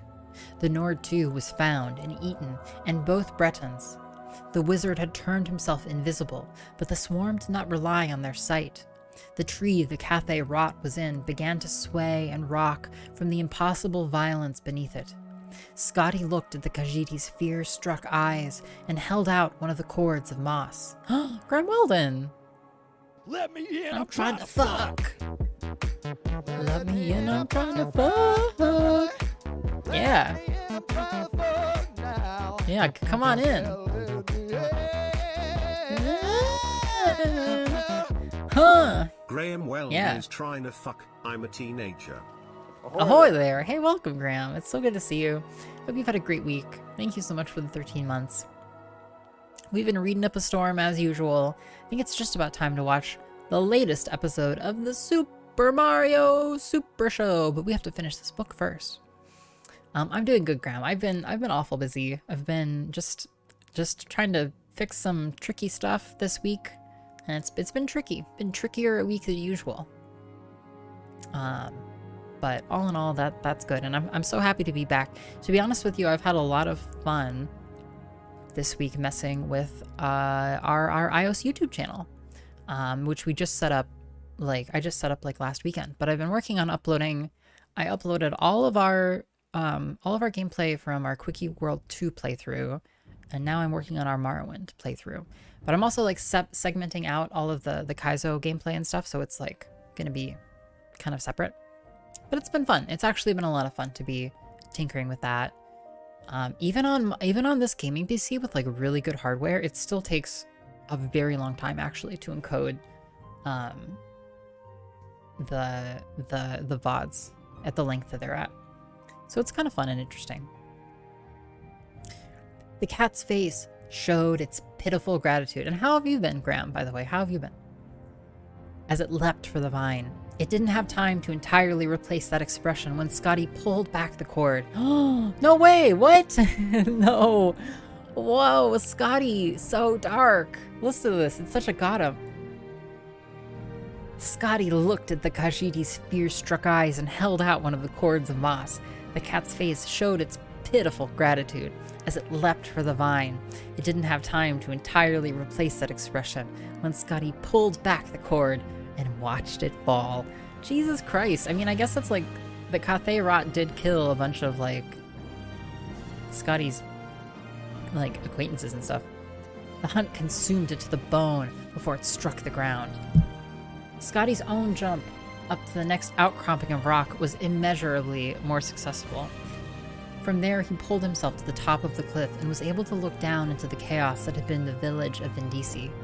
The hunt's mass had grown and began to spill out through the pass, out of the valley, pursuing the fleeing Khajiit. It was then that the madness truly began. In the moon's light, from Scotty's vantage, he could see where the Khajiit had attached their ropes. With a thunderous boom, an avalanche of boulders poured over the pass. Then when the dust cleared, he saw that the valley had been sealed. The wild hunt had nowhere to turn but on itself. Scotty turned his head, unable to bear to look at the cannibalistic orgy. The night jungle stood before him, a web of wood. He slung Reglius's satchel over his shoulder and entered. Entered what, though? The orgy? What? Wasn't he? He's leaving. He jumped up to an outcropping of rock. What is he entering? Doesn't quite make sense. Well, sometimes yo, JX. Not a bad bitch all the time. Like sometimes I wish I was just okay bitch. No. Ugh. Not allowed. Beat it or beat it. You know you want to beat it. You know, Michael Jackson, I probably was singing about my experience with Kaizo. Quick save. Don't press your luck. You're on okay. Suck it, 2Bucket. Yo, sick. Can we get a preview? No, pass. Hard pass. Here we are in Morrowind. We were reading. Yes, that's right. We were reading. And we talked to Ingoning. And to remind us all, we are in Ebonheart Castle, Ebonheart. The uninformed associate the Morag Tong with the Dark Brotherhood, a Western Assassin's Guild. But the Morag Tong is the sworn enemy of the Dark Brotherhood, and they couldn't be more different in practice or principle. So we still have our friend with us. We talk to you and you and you. Okay, what's over here? Don't press your luck. Iruki Hearth Healer. Latest rumors. Did you hear? The Lord's mail has been taken. They're trying to keep it quiet, but some heads will roll, you can be sure. Lord's mail. I don't trust you enough to talk about that. I see. I don't... Like you know, we could bribe at best. Scrib. The Scrib is a late larval form. Okay, I've absolutely read all about Quamas and Quama Queens and Quama Foragers and Quama Workers. Lord's Mail. I don't trust you. Morrowind lore. Ashlanders are nomadic barbarians living in camps of small portable huts. I was talking to the people at the mine about the Scribs and the Quamas. Don't stand about. Can I go in here? Oh, hello. I just think their walk just is so bow-legged, you know? It's weird. You like to dance close to the fire, don't you? I guess. Nice skull. Hydemere. Current events. The temple is at war with a rebellious faction called the Dissident Priests. Ordinators persecute and imprison the dissident priests, which has driven them underground. Dunmer. The dark elves are the dark-skinned, red-eyed elven peoples of Morrowind. The dark part may come from their dark gray skin, but it also fits their gloomy dispositions. Folk call them a dark elf in the West, but they call themselves the Dunmer. They have no sense of humor and always take themselves very seriously. They look down their noses at all the other races, particularly the Khajiit and Argonians, which they treat like animals. Great houses. House Induril and House Dres are also great houses of Morrowind, but they have no holdings on Vardenfell. House Dres. Dres district is in the far south of Morrowind, bordering the swamps and marshes of Blackmarsh. House Dres is an agrarian agricultural society, and its large salt rice plantations rely completely on slave labor for their economic viability. House Halalu is one of the 3 Dunmer great houses with holdings on Vardenfell. House Halalu has always been loyal to the Emperor and the Empire. Halalu welcomes imperial law and allegiance, and freedom of trade and religion. We still respect the old Dunmer ways, the ancestors, the temple, and the noble houses, but times change, and the Empire changes with the time. House Halalu hopes to live in peace and harmony with the other races, and share in the growth and prosperity of the Empire. House Induril. The city of Mournhold is located in Induril district on the mainland, and Induril are orthodox and conservative supporters of the temple and temple authority, House Silvani. The Telvanni wizard lords have traditionally isolated themselves, pursuing wisdom and mastery in solitude, but certain ambitious lords have joined the competition to control and exploit Vardenfell's land and resources, building towers and bases all along the eastern coast. Lord's Mail. Still doesn't trust me, Morag Tong. The Morag Tong only accepts legally approved contracts called writs, but rumor hints at the execution of secret extra-legal gray writs. Morrowind. You don't trust me enough to talk to me about Morrowind? Morrowind lore. Western Imperial colonists of various races live mostly in the towns and villages of southwest Vardenfell. Your trade. I am a noble, elevated by birth and distinction to the highest ranks of imperial society. I do not have a trade as such, though I may dabble in various affairs, collecting rare treasures of beauty and refinement. And if such things are valuable, there's no harm in it. My lofty station is not without responsibilities, of course. I must serve at the command of the emperor and the councils, giving counsel and support, and, when duty calls, taking spell and sword to protect the small folk of the empire. So we could bribe these people to make them talk to us. We like give them money and it kind of nothing, and it increases their kind of disposition with us. This is where we want to go. Okay, this is where we're going for this character. Okay, sanctuary. Okay, enter. Rabina will find her way to safety. She will stay in this place and find one who will help. Hope of escape. Rabina will be safe here. She will stay here. Goodbye. What Khajiit do for Yeah, you're welcome. Great. I guess we did it. Cool. Oh, I'm on the wrong scene. I'm actually on the wrong scene. That's funny. Whoops. Cool. Well, is that... Alright. Goodbye, Rabina. Does anybody want to give me something for this slave? What do you ask of me? I'm fine, thank you. What can I do for you? Rabina. It is good that you brought her here. We have heard tales of drugs being smuggled inside these poor people. There seems to be no low the smugglers and slavers won't stoop to for profit. We will give her the help she needs. Thank you, and please take this in return. Perhaps it will help you in funding other missions of goodwill. Take care. Your journal has been updated. 400 gold has been added to your inventory. Rabina. She's in good hands now. Thank you, iios. Yay! Hooray! Whoa! Yo, sick. Got all kinds of shit in here, actually. Draggle tails. Nice. Nice garden. Be a shame if someone stole some of it. Yay! Yay! Yo, it's a book. It's a book. It's a book we've already read. Yes. Ukawe. Hi, Ukawe. Lord's Mail. Don't trust me. Your trade. I am a healer. I have sworn solemn oaths in the College of Restoration to heal the afflicted and cure the diseased. But I have also learned that preventing harm to others often requires a more active opposition to monsters and malefactors. So I have studied both the unarmed, unarmored martial arts of the Khajiit and the light armored and blunt weapon styles of the Imperial West, both for self-defense and for disabling or killing dangerous opponents. Cool. What are y'all up to, friends? What Khajiit? Hi, Gila. Your trade. I am a monk in mind and spirit. I am a student of the hidden mysteries of the unseen world that lies behind the objects and ideas of everyday life. In body, I am a student of the ancient martial arts, patterned on the rain of sand fighting styles of elsewhere. I pursue hand-to-hand and unarmored self-defense, because what you don't have, you cannot lose. I also train with the blunt weapons called staffs, because even the poorest peasant can own a staff. Nobody wants to tell me about the mail yet. Oh, Nasha. Lord's Mail? No? Training? Sneak? What do you ask of me? Okay. What's back here? Cool. Pay people to talk to us too much like real life. Yeah. Ugh. Just go to twitch.tv where you can force people to talk to you 24/7. Ka-ching. Okay, cool. So Rabina is no longer following us, which is chill. What's in this crate? 16 bottles. Hi. On Dise. Martial arts. The unarmed, unarmored martial arts traditions of the Marshmarrow, Salt Rice, and Golden Reed societies of the dissident priests, patterned on the Rain of Sand fighting styles of elsewhere, are slow to be adopted in the Empire, associated as they are with the ascetic renunciation of worldly wealth and material goods, and the rigid disciplines and mystical philosophies so alien to the Imperial West. Oh, KQ, that's so spot on, KQ, because I did beat that exit. Wow.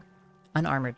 Monks dedicated to the ascetic philosophies of elsewhere have long cultivated the unarmored martial arts traditions called the Rain of Sand fighting styles. The Mages Guild and other societies have had some success adapting these styles for self-defense training of wizards and other armor-averse vocations. Students of the unarmored styles wear little or no armor and count on evasion and deflection to avoid injury. Morrowind lore. Ordinators arrest and imprison dissident priests and other heretics. By the terms of the armistice, the Empire cannot interfere. Your turn to talk. Ours to listen. Cool. Where's this go? Goes even deeper. Whoa! What the fuck? Are you? Oh. Oh. They don't play. Okay. Big save. Okay. Let's, whoop. We're gonna sit here and recover some stamina for, like, a minute. I had a dream about going to the beach. That's amazing, Delta. Do you like sand? Any sand lovers in chat?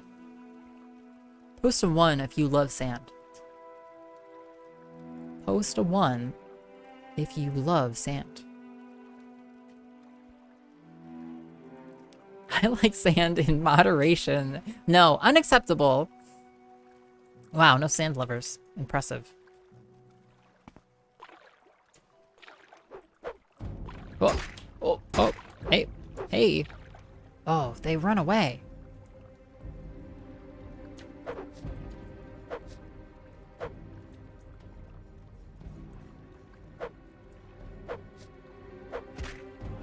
Okay, got it. Ooh, okay. Slaughterfish. Killing them. Taking their corpses. One, big ones! Yo, Collie likes sand. Dick Feynman likes sand. I thought so. I knew it. I knew we had some big sand lovers. Sand in moderation. Yeah, how much sand is too much sand?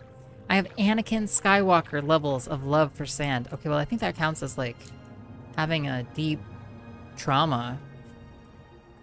Is that right? Hey, will you talk to me? I could unlock this door. I see a book. I want that book, friend. I don't like sand. It's coarse and rough, and it gets everywhere. Lol, what? Wait, what? What?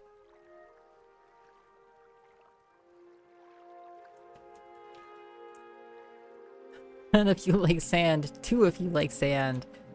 Okay, I mean, I can unlock this door, but I'd appreciate it if you would just come and talk to me. Hi, come closer. No, come even closer.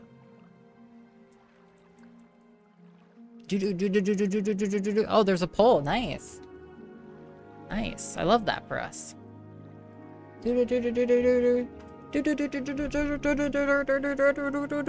Wait. Okay, I guess I'm gonna try and unlock this. These answers, ... Sand is good. Hey, Freckled Science, you heard it from Freckled. Sand is good, okay? Freckled? No, Freckled is like fucking educated and shit. Take it easy, Zakati. Okie dokie. Hi, friend. I, let you out. Hey, on one. Please, I'm afraid. Do not tell I'm hiding. Well, no one's gonna see you out here. Background. I was a slave, but I have escaped. I am hiding here. Please don't tell. I won't tell. Go free. You must find the key to these bracers before I can be freed. Okay, well, I guess we'll look for that. Okay. Apparently she has bracers on. I get 2 votes. Wow. Abuse. The marksmanship lesson. The marksmanship lesson. We have not read. Wonderful. This is gonna be like a... Is there a...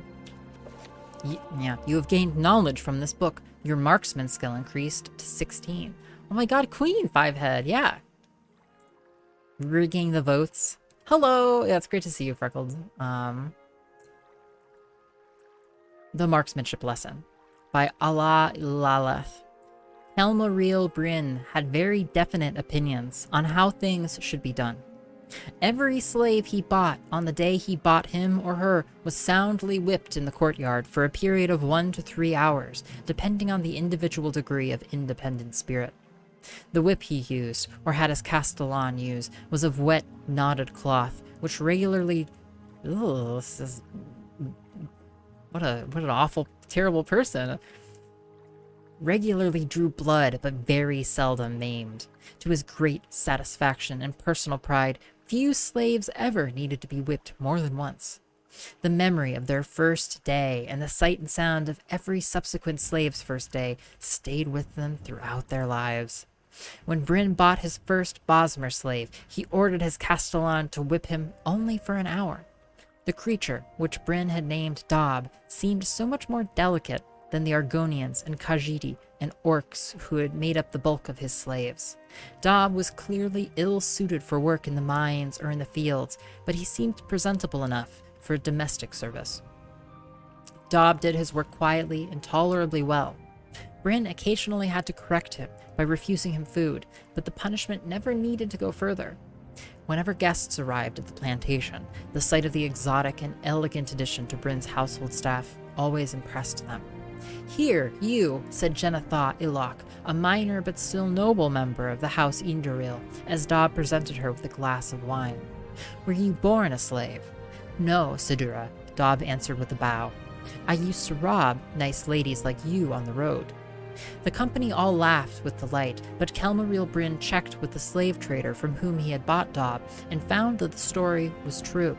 Yay. The Bosmer had been a highwayman, though not one of any great notoriety, before he had been caught and sold into slavery as punishment. It seemed so extraordinary. Wait, should I get a vote? Let's see. Sand. I don't like sand. It's coarse and rough. It's irritating. It gets everywhere. It is coarse and rough. I'll give you that. Yeah. It seemed so extraordinary that a quiet fellow like Dob, who always looked respectfully downward at the sight of his superiors, could have been a criminal. Bryn made up his mind to question him about it. It's like a liquid that forms into a solid instantly. Yeah, have you ever played with that fun sand that's like, it's like for kids, but it's like silicone or something, and it like sticks to itself almost? Yo, and Sizzle, you love sand. Yeah, when it's saturated with water, it acts like a pseudo fluid. Yeah, physics are so fun. Kinetic sand, yeah, that one. Non-Newtonian fluid with cornstarch and water. I think I've seen little clips about that. You must have used some sort of weapon when you were robbing all those pilgrims and merchants. Bryn grinned as he watched Dob mop. Yes, Sidura, Dob replied humbly. A bow. Of course, you Bosmeri are supposed to be very handy with those. Bryn thought a moment and then asked, a bit of a marksman, were you? Dob nodded humbly. You will tutor my son Wodillick in archery, the master said after another moment's pause. Wodillick was 12 years of age and had been rather sadly spoiled by his mother, Bryn's late wife. The boy was useless at swordplay, fearful of being cut. He embarrassed his father's pride, but the personality defect seemed ideally suited to the bow. Bryn had his castellan purchase a finely wrought bow, several quivers of arrows, and order targets to be set up in the wildflower field next to the plantation house. In a few days' time, the lessons began. For the first few days, the master watched Wodillick and Dob to be certain that the slave knew how to teach. He was pleased to see the boy learn the grips and the different stances. Business concerns, however, had to take precedence. Bryn only had time to see to it that the lessons were continuing, but not how well they were progressing. It was a month's time before the issue was re-examined. Bryn and his castellan were reviewing the plantation's earnings and expenses, and they had come to the area of miscellaneous household costs. You might also check to see how many targets in the field need to be repaired. I have already anticipated that, Sidura, said the castellan. They are in pristine condition. How is that possible? Bryn shook his head. I've seen targets fall apart after only a few good shots. There shouldn't be anything left after a month's worth of lessons. There are no holes of any kind in the targets, Sidura. See for yourself. As it happened at that hour, the marksmanship lesson was underway. Bryn walked across the field, watching Dob guide Wodillick's arm as the boy took aim at the sky. The arrow flew up into an arc over the top of the target and burying itself in the ground. Bryn examined the target and found it to be as pristine as his Castellan said, in pristine condition. No arrow had touched it. Master Wodilek, you must pull your right arm down further, Dob was saying, and the follow-through is essential if you expect your arrow to gain any height. Height, Bryn snarled. What about accuracy? Unless he's been secretly racking up a high kill ratio on birds, you haven't taught my son a thing about marksmanship. Dob bowed humbly. Sidra, first Master Wodilek must become comfortable with the weapon before he need worry about accuracy. In Valenwood, we learn by watching the bolt arc at different levels in different winds before we try very hard to strike targets. Bryn's face turned purple with fury. I'm not a fool. I should have known not to trust a slave with my boy's education. The master grabbed Dob and shoved him toward the plantation house. Dob, head down, began the humble, shuffling walk he had learned in his domestic duties. Wodilek, tears streaming down his face, tried to follow. You stay and practice, roared his father. Try aiming at the target itself, not at the sky. You are not coming back into the house until there is one hole in that damned bullseye. The boy tearfully returned to practice, while Bryn brought Dob into the courtyard and called for his whip. Dob suddenly broke away and scrambled to hide between some barrels in the center of the yard. Take your punishment, slave. I should never have shown you mercy the day I bought you, Bryn bellowed, bringing the whip down on Dob's exposed back again and again. I have to toughen you up. There will be no more soft jobs as tutor and valet in your future. Wodilek's plaintive yell drifted in from the meadow. I can't! Father, I can't hit it!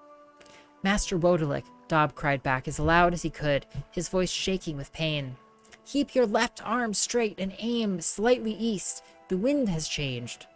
Stop confusing my son, Bryn screamed. You'll be in the salt rice fields if I don't beat you to death first, like you deserve. Dob, the boy wailed, far away. I still can't hit it. Master Wodilek, take 4 steps back, aim east, and don't be afraid of the height. Dob tore away from the barrels, hiding under a cart near the wall. Bryn pursued him, raining down blows. The boy's arrow sailed high over the target and kept climbing, reaching a pinnacle at the edge of the plantation house before coming down in a magnificent arc. Bryn tasted the blood before he realized he'd been hit. Gingerly, he raised his hands and felt the arrowhead protruding out of the back of his neck. He looked down at Dob crouching under the wagon and thought he saw a thin smile cross the slave's lips. Just for an instant before he died, Bryn saw the face of the rogue highwayman on Dob. Bullseye, Master Wodilek, Dob crowed. Wow, goddamn, get wrecked!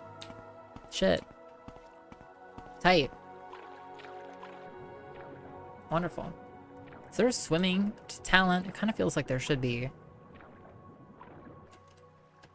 Or skill, swimming.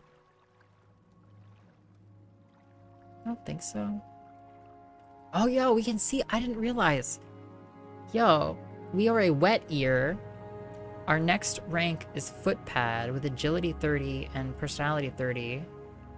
So we can get all of these. Like, your skills are just good enough out of the gate to get to the second. Oh, I need skills up too. There's no swimming, but there is athletics. Okay, that makes sense. Yeah, I think it falls under athletics as well. Cool. So we yeah. What do you ask So we'll need to of go me? back down there with a key, some key from somewhere. Do you know about it? Anything?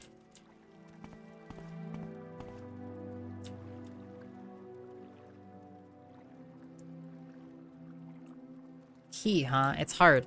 If the key is just sitting out in the open, it actually could be quite challenging to find it. I'm trying to fuck. Yo, Twitch Live closed caption. Welcome. Yeah. Hey, Trash Cat, Waifu Main 9000. Welcome. How's it going? Oh yeah, that's a cat door. It's a cat portal. Okay, get it right. Welcome. Your turn to talk, ours to listen. I'm not sure where this key is going to be. We'll have to look around. We'll have to look around for this here key. What do you think, Rabina? Will you help? No. talk to me about a key? No? You? Any advice? You should speak with the monk on Say at the Argonian mission. If the monk's life interests you, that is. I can go talk to him. I already did talk to him, though. Has questions. He was downstairs. Okay, I don't see the key just like sitting on a shelf. Friend. But anyway, let's go walk down there and see what we find.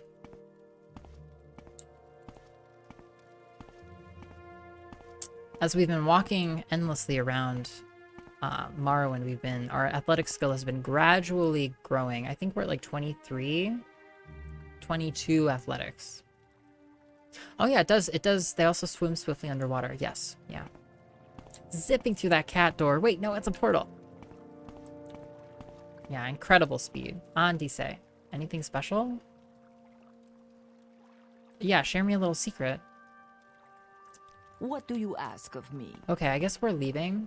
I'm gonna have to keep an eye on a way to the key to that Argonian slave's bracers.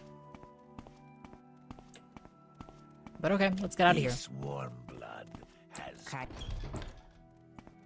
Okay, so we went to the Argonian mission and the Nord mission.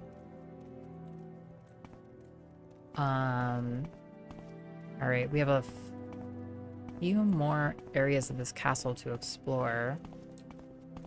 Hi, who are you, Malene Masolad? I must be going. Yeah, okay.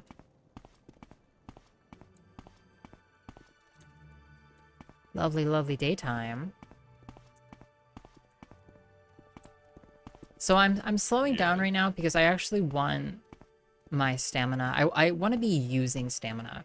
I have a theory that I won't gain skill ups if I am sprinting with no stamina. That's my theory. Do I need to make the draw distance shorter still? It's not that long, but I feel like it needs to be even shorter. My sneaking is not good enough, Eduardo, for me to be like, to not get caught. Hi, Pilus Amatius. Current events. A secret cult south called the Sixth House is killing Outlanders. No one knows anything about the cult, but Outlanders keep dying under suspicious circumstances. So I haven't tried to steal anything from anyone yet. I could. I'm just worried about getting caught and then ending up in jail or something. In modern times, Morrowind is ruled by 5 great houses. House Halalu, House Redoran, House Telvanni, House Induril, and House Dress. 3 great houses, Redoran, Halalu, and Telvanni, have territorial interests on Vardenfell. The other 2, Dres and Induril, are not represented on Vardenfell. House Redoran. House Redoran is one of the 3 great houses on Vardenfell. The Redoran prize duty, gravity, and piety. They believe a light, careless life is not worth living. If you want to know more, go to Aldrune, their seat of power, Morrowind. Morrowind is a peculiar mixture of Dunmer and Imperial modernism, Dunmer tradition and Imperial modernism. The council system of government works well, and the temple provides shelter, education, and health for all. At the same time, the legions and magistrates guarantee rule of law and justice, and free trade has made everybody in Vardenfell prosperous. But there's still a lot of race hatred, and slavery ought to be outlawed regardless of sacred Dunmer customs. And the proud Dunmer will always be bitter about the occupation. Cool. You tell me about the mail? No one well? Yes? Maybe we'll find a bar here, because we haven't done the center of the castle. Okay, so this, I love, like, every building you can go into and walk through. That's what is partially so cool to me about this, is, like, 6 fishes. Nice, okay. Is that you can just stroll through all of these places. Whoa, look at that light effect. Yo, somebody's really pulling out of all the stops. Look at those light rays. Shing! What is it, Dunmer? Jocelyn. Grace of the Nine, Citizen iios, I'm Jocelyn. Welcome to Ebonheart. Yes, hello. Lord's Mail. Nothing. Okay. Is this ray tracing? Yeah, almost. Probably. Probably almost. Go ahead, stranger. Hello, friend. Chanil Lee. Training. Mysticism. Enchant destruction. Latest rumors. One hears whispers in Ebonheart of the Lord's mail that it has disappeared. The best armor in all of Tamriel it is. It's a matter of trust, iios, and I don't trust you yet. I'm kind of unsure about training in the sense that, like, I don't quite have a handle on whether training skills affects my level ups. And it broadly seems like I get better level up bonuses if I wait. Friend? Or if I, like, am actually, like, getting skills from doing stuff. It's hard to tell so far. Hello there, Agning. Good day, I'm Agning, publican of the Six Fishes here in Ebonheart. Any rumors? Have you heard of the Chrysamere? It's a sword of legend and held by the Legion in Ebonheart. No way. Anything about the mail? You want to tell me? No? Barter. Whoops. Cancel. Barter. So, if possible, I want to sell... So I can't sell any of my arrows.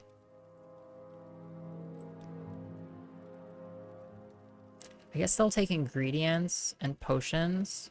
I have very few potions at the moment. They don't have very much in the way of gold. What's your story? Let's say we try and do a tiny bit more. It's just like in real life. It's just like real. It's just like real. It's just like real windows. Yeah.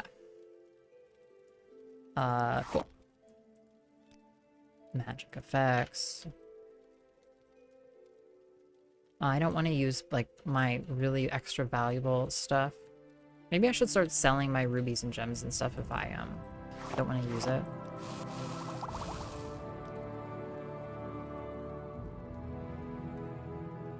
That's it. That's all I can make. Let's go downstairs. Really brought my vision to life. Yeah. See, I read chat messages. Eduardo, I want to get good enough to be able to steal stuff, but my mouse. My mouse is really finicky sometimes on the right mouse click in particular. But my sneak is 10, so that does not make my life easier. I think that's part of the problem. Although I'm sneaking. Here I am sneaking again. Yo, nice, okay. Yeah, take all these ingredients. Take that soul gem. Shock Eater robe?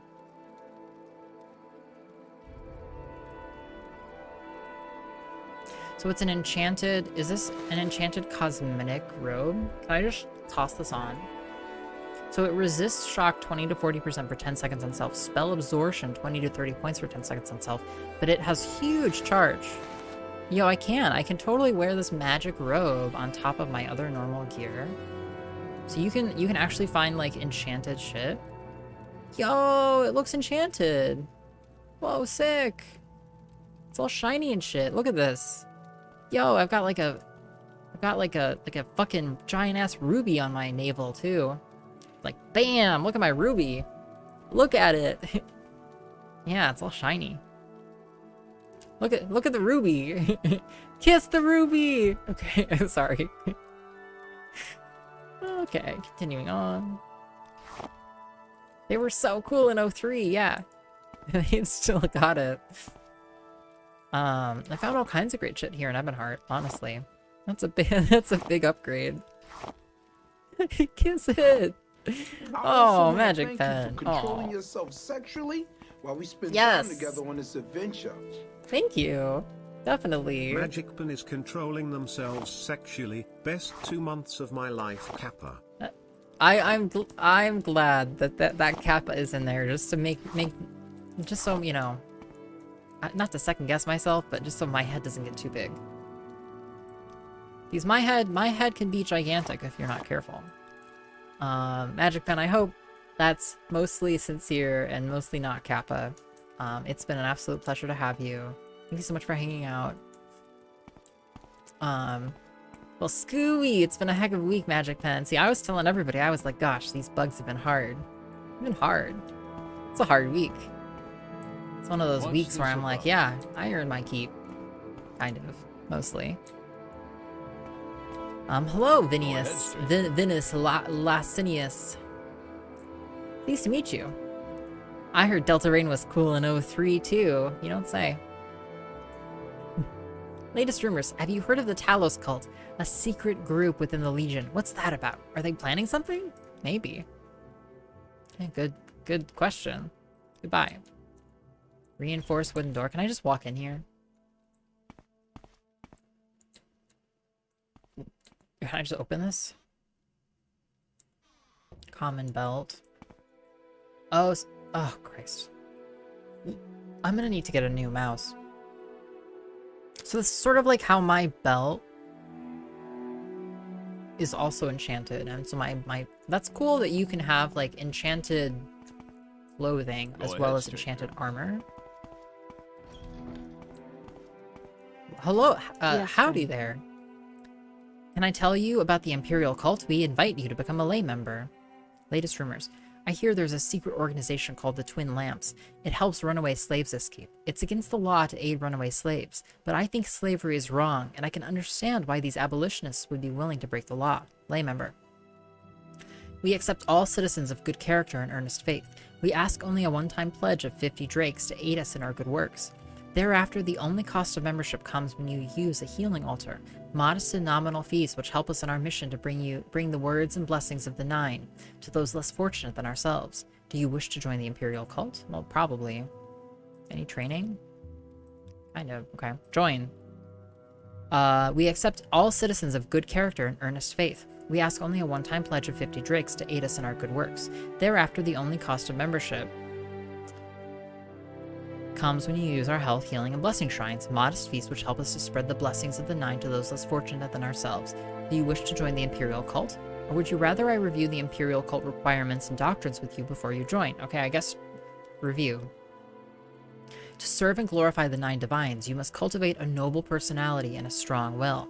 Respect the magical arts, especially the colleges of restoration, mysticism, and conjuration. You know, the way her face looks, if you just notice her face, she kind of has like a thing going on, you know? It's her lips are probably just stuck like that. I shouldn't make a thing of it. Those who swear to avoid bloodshed, to take the field unarmored, to fight only with blunt weapons, are especially praiseworthy. Knowledge of enchantments and the gift of diplomatic speech are other qualities we look for in our initiates. Our doctrines are simple.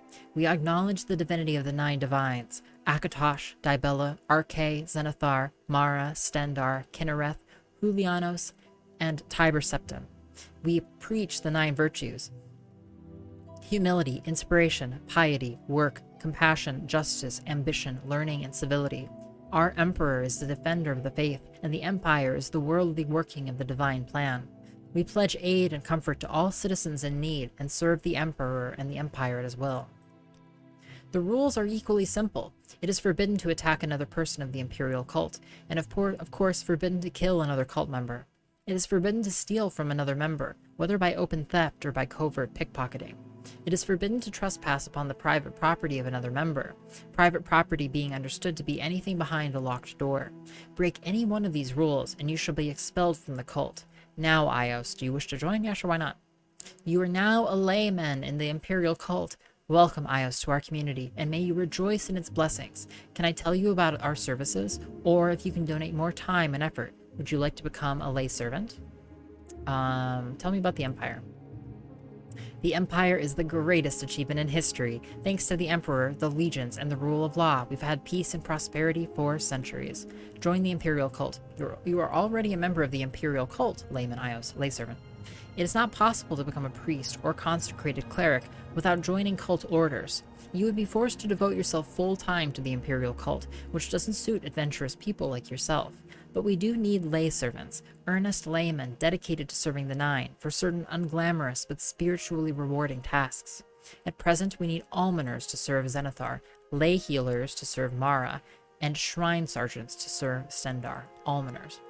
Almoners gather alms from members and friends of the faith. We depend on donations to fund most of our good works. Almoners who are successful at bringing in generous donations may rise in the ranks of the Imperial cult service.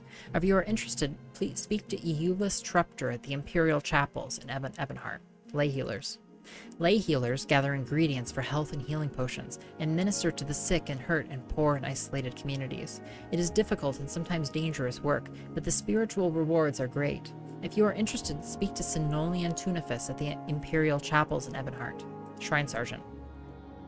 A Shrine Sergeant helps keep order at the shrines, carries messages and packages, and sometimes escorts priests and lay servants on dangerous missions. This occasional service is ideal. It was so fast, Austin. For bold, free-spirited adventurers like you. If you are interested, speak with Kay at the Imperial Chapels in Ebonheart. Okay, great. Well, now we are part of the Imperial cult.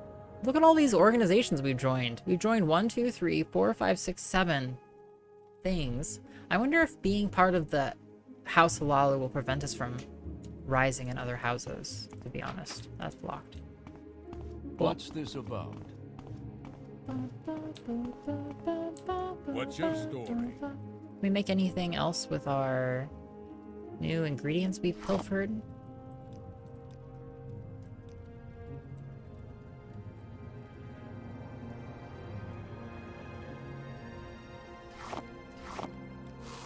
The hard thing is I still just don't have that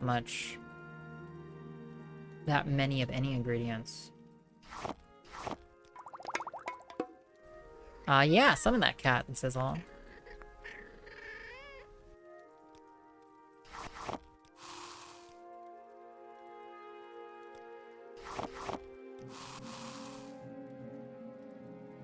We still fail an awful lot.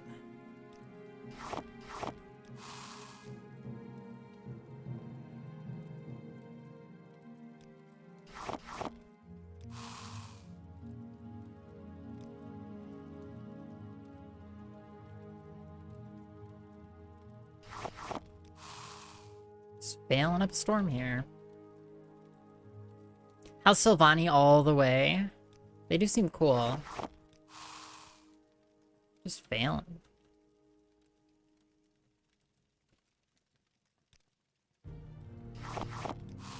I just don't. I cannot catch a fucking break with these. Anything I touch just turns to ash. Thank you. God. And actually, you have to make a lot of potions to get a point in this. Restore fatigue.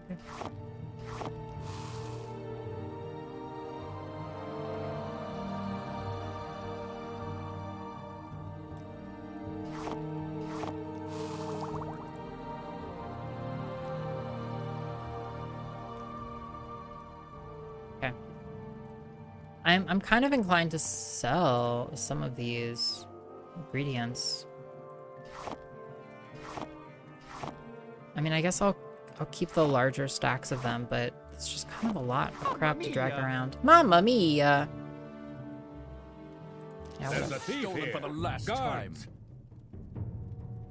okay. I sold him.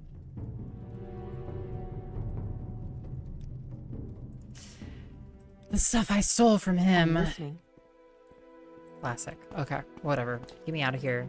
Get me out of here. You know what? This is as good a time as any. Hey, Glass, welcome. I keep learning that lesson the hard way. And I don't, no offense, but I am one to save scum when we get arrested. Because it's so disruptive. I haven't even met anybody from House Sylvani. They seem cool as heck, though. God, we're so slow. So I'll have to remake some of those potions. Yes, what is it? Talk is free. What do you want? I have gone in there. I have not identified the key. I've gone in there. I think the only place left in Castle Ebonheart to look at is stop right there, criminal scum. Yeah, I know, I got called out. How much weight do we have? We have a ton of weight. I need to sell weapons because I stole a bunch. Think it'll rain? Maybe. Where did I put that? Okay. Okay. No? Okay. Okay.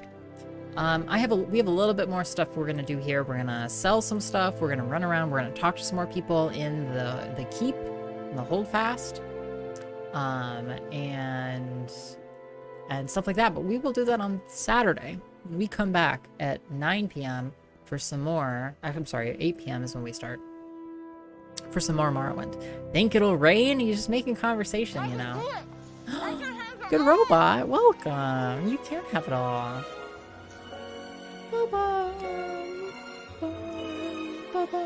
Thank you, good robot. Thank you so much for the 22 months. Holy cannoli. We're going somewhere. Good underscore robot 321 has been having it all for 22 Wonderful. months. Eos hugs for the bookworm you know, this Nerivarin is- and her crew. Thank you so much, good robot again. We're gonna go see Philstream. Philstream's actually playing Baldur's Gate for the first time. That'll be fun. That'll be like kind of a similar vein, right? So let's go say hi to Philstream. Phil's a really chill, cool streamer. Made the hack Ozymandias in Super Mario Maker 2. Yeah, and thank you again everybody for hanging out. God, we do look so fly in this enchanted robe, don't we? I'm so psyched. If anybody who wants to join us tomorrow night, 8 p.m., we'll be watching a movie in the iios Discord. I look forward to seeing you there. Otherwise, I'll see you on Saturday night, 8 p.m. We'll be back for more gaming and maybe a little bit of Kaizo even. We do have a Kreia look in Sizzle. We really do, actually. Now that you say it, we definitely do. Okay, let's be nice to Philstream, and everybody have a great rest of your evening.